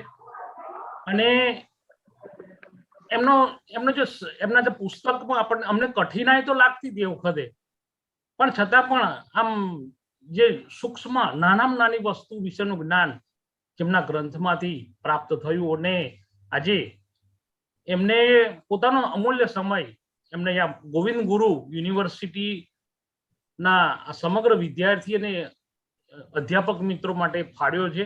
એના માટે ખરેખર ખૂબ ખૂબ આભારની લાગણી એટલા માટે વ્યક્ત કરું કે આમ તો ઘણી વખત એક વ્યાખ્યાન આપવું હોય ત્યારે 4, 5, 10 દિવસ સુધી તૈયારી કરવી પડે, પણ એમને તો અનુભવજન્ય જ્ઞાન છે કે જેમને આ વર્ષો સુધી કેટલાય વિદ્યાર્થીઓને એમને આ ગાઈડશીપ અથવા ગાઈડ કર્યા છે અને સારા સારા વિદ્યાર્થીઓ આજે સમગ્ર ગુજરાતમાં જ્યાં ફેલાયેલા વિદ્યાર્થીઓ એમના મળે છે. એનું એક જ કારણ છે કે એમને વિદ્યાર્થીઓને ખૂબ સરસ મહેનત કરીને કામ કરાયેલું છે અને આજે પણ એટલા જ સજ્જ તરીકે એમનું પોતાનું વ્યાખ્યાન એમને આપ્યું છે. ખરેખર ગોવિંદ ગુરુ યુનિવર્સિટી તરફથી સંસ્કૃત વિભાગ, અનુસ્નાતક વિભાગ, ગોવિંદ ગુરુ યુનિવર્સિટી અધ્યાપક સંસ્કૃતના અધ્યાપક આલમ વતી સમગ્ર ગોવિંદ ગુરુમાં સંસ્કૃતના નહીં પણ બીજા વિષયના વિદ્યાર્થીઓ પણ અહીંયા આ કાર્યક્રમને જોઈ રહ્યા છે. એવા સમગ્ર તમામ વિદ્યાર્થીઓ વતી હું ભટ્ટ સાહેબનો આભાર વ્યક્ત કરું છું અને વંદન કરું છું કે ખરેખર એક આવા વિદ્વાન વક્તાનું પહેલું વ્યાખ્યાન જ્યારે સાંભળી છે ત્યારે વિદ્યાર્થીઓ નવોદિત વિદ્યાર્થીઓ છે એના માટે પણ એક એમને જાણવાની ઈચ્છા થાય કે ખરેખર આવું તૈયાર કરેલું આપણે આવું કરીએ તો જ આપણે સાચું સંશોધન કરી શકીએ. તો હું ભટ્ટ સાહેબનો ખૂબ ખૂબ આભાર વ્યક્ત કરી મારી વાણીને વિરામ આપું.